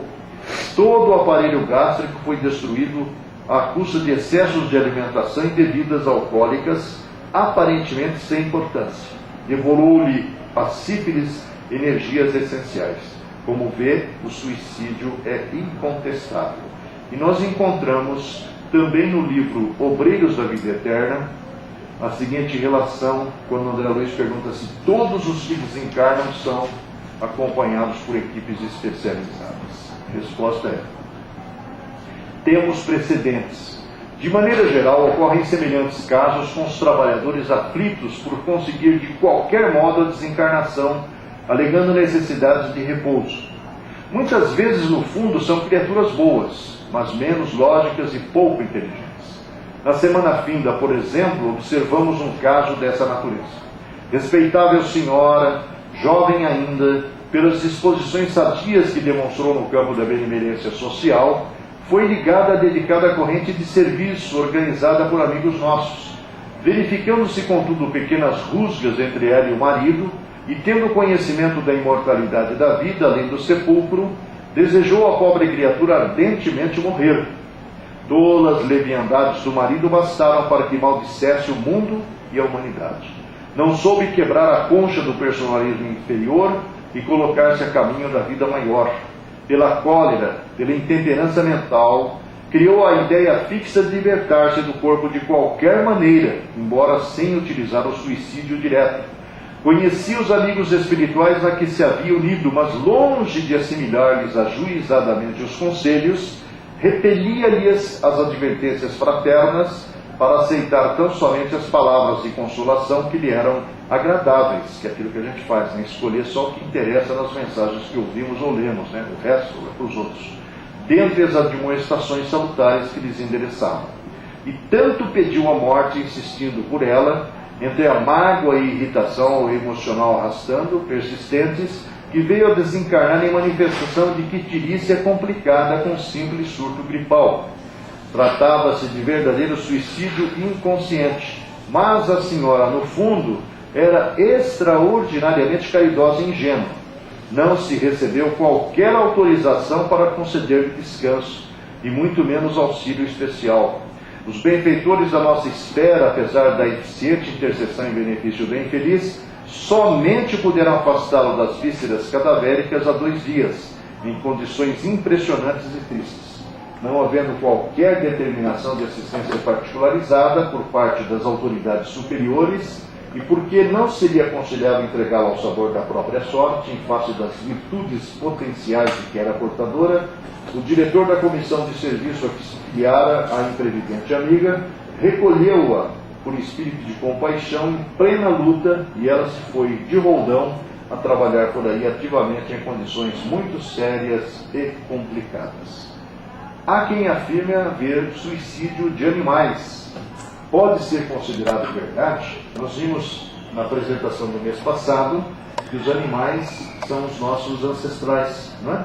Vamos ver aí uns casos interessantes. Nessa revista aí, Kardec oferece algumas notícias. Alguns dias o Morning Post contava a história estranha de um cão que se teria suicidado. O animal pertencia ao Sr. Home, perto de Rochester. Parece que certas circunstâncias o tinham como suspeito de hidrofobia e, por conseguinte, o evitavam e o mantinham afastado da casa tanto quanto possível. Ele parecia experimentar muito pesar por ser assim tratado, e durante alguns dias notaram que estava de mau humor, sombrio e angustiado, mas sem mostrar ainda nenhum sintoma de raiva. Quinta-feira viram-no deixar o seu nicho e dirigir-se para a residência de um amigo íntimo do seu dono, em Upnor, onde recusaram acolhê-lo, o que lhe arrancou um grito lamentoso. Depois de ter esperado algum tempo diante da casa, sem conseguir ser admitido em seu interior, decidiu partir e viram-no ir para o lado do rio, que passa por lá, descer a ribanceira com passo deliberado. Em seguida, e após voltar-se e soltar uma espécie de uivo de adeus, entrou no rio, mergulhou a cabeça na água e, ao cabo de uns 2 minutos, reapareceu sem vida à superfície. Segundo dizem, esse ato de suicídio extraordinário foi testemunhado por grande número de pessoas. O gênero de morte prova claramente que o animal não era hidrófobo. Este fato parece muito extraordinário. Sem dúvida, encontrará incrédulos. Contudo, diz o Dwight, não lhe faltam precedentes. A história nos conservou lembrança de cães fiéis que se deram à morte voluntária para não sobreviverem aos seus donos. Montaigne cita 2 exemplos tomados da antiguidade. Hircanus, cão do rei Lysimachus, seu dono morto, ficou obstinado sobre sua cama, sem querer beber nem comer, e no dia em que queimaram o corpo, correu e atirou-se ao fogo, onde foi queimado. O mesmo sucedeu com um cão chamado Pyrrhus, porque não saiu de cima do leito do seu dono desde que este morreu, e quando o levaram, deixou-se levar e finalmente lançou-se na fogueira onde queimava o corpo do seu dono. Nós mesmos, diz Kardec, registramos há alguns anos o fim trágico de um cão, que, tendo incorrido na desgraça do seu dono e não achando consolo, tinha se precipitado do alto de uma passarela no canal Saint-Martin. O relato muito circunstanciado que então fizemos do caso jamais foi contradito, nem deu lugar a qualquer reclamação das partes interessadas. Não faltam exemplos, diz Kardec, de suicídio entre os animais. Como foi dito acima, o cão que se deixa morrer de inanição, pelo pesar de haver perdido o dono, comete um suicídio indireto, O escorpião, cercado por carvões em brasa, vendo que dali não pode sair, mata-se. É uma analogia a mais a constatar entre o espírito do homem e dos animais. Nessas obras do André Luiz, nós encontramos exemplos interessantes de suicídios explicados e analisados nas suas ações determinantes e nas consequências posteriores. Alguns aspectos curiosos do suicídio, para finalizar, são esses aí. Uma pessoa que já tentou cometer o suicídio anteriormente tem maior risco de cometê-lo. Cada suicídio consumado ou tentativa impõe uma devastação emocional entre parentes e amigos que pode perdurar anos. Mulheres tentam suicídio 4 vezes mais que os homens tentam, enquanto os homens consumam o ato 3 vezes mais que as mulheres. Mulheres usam métodos menos agressivos como comprimidos e venenos, enquanto os homens adotam métodos mais radicais como enforcamento e armas de fogo. E aí está a bibliografia de onde saiu a maior parte dos conteúdos aqui apresentados. Acabou.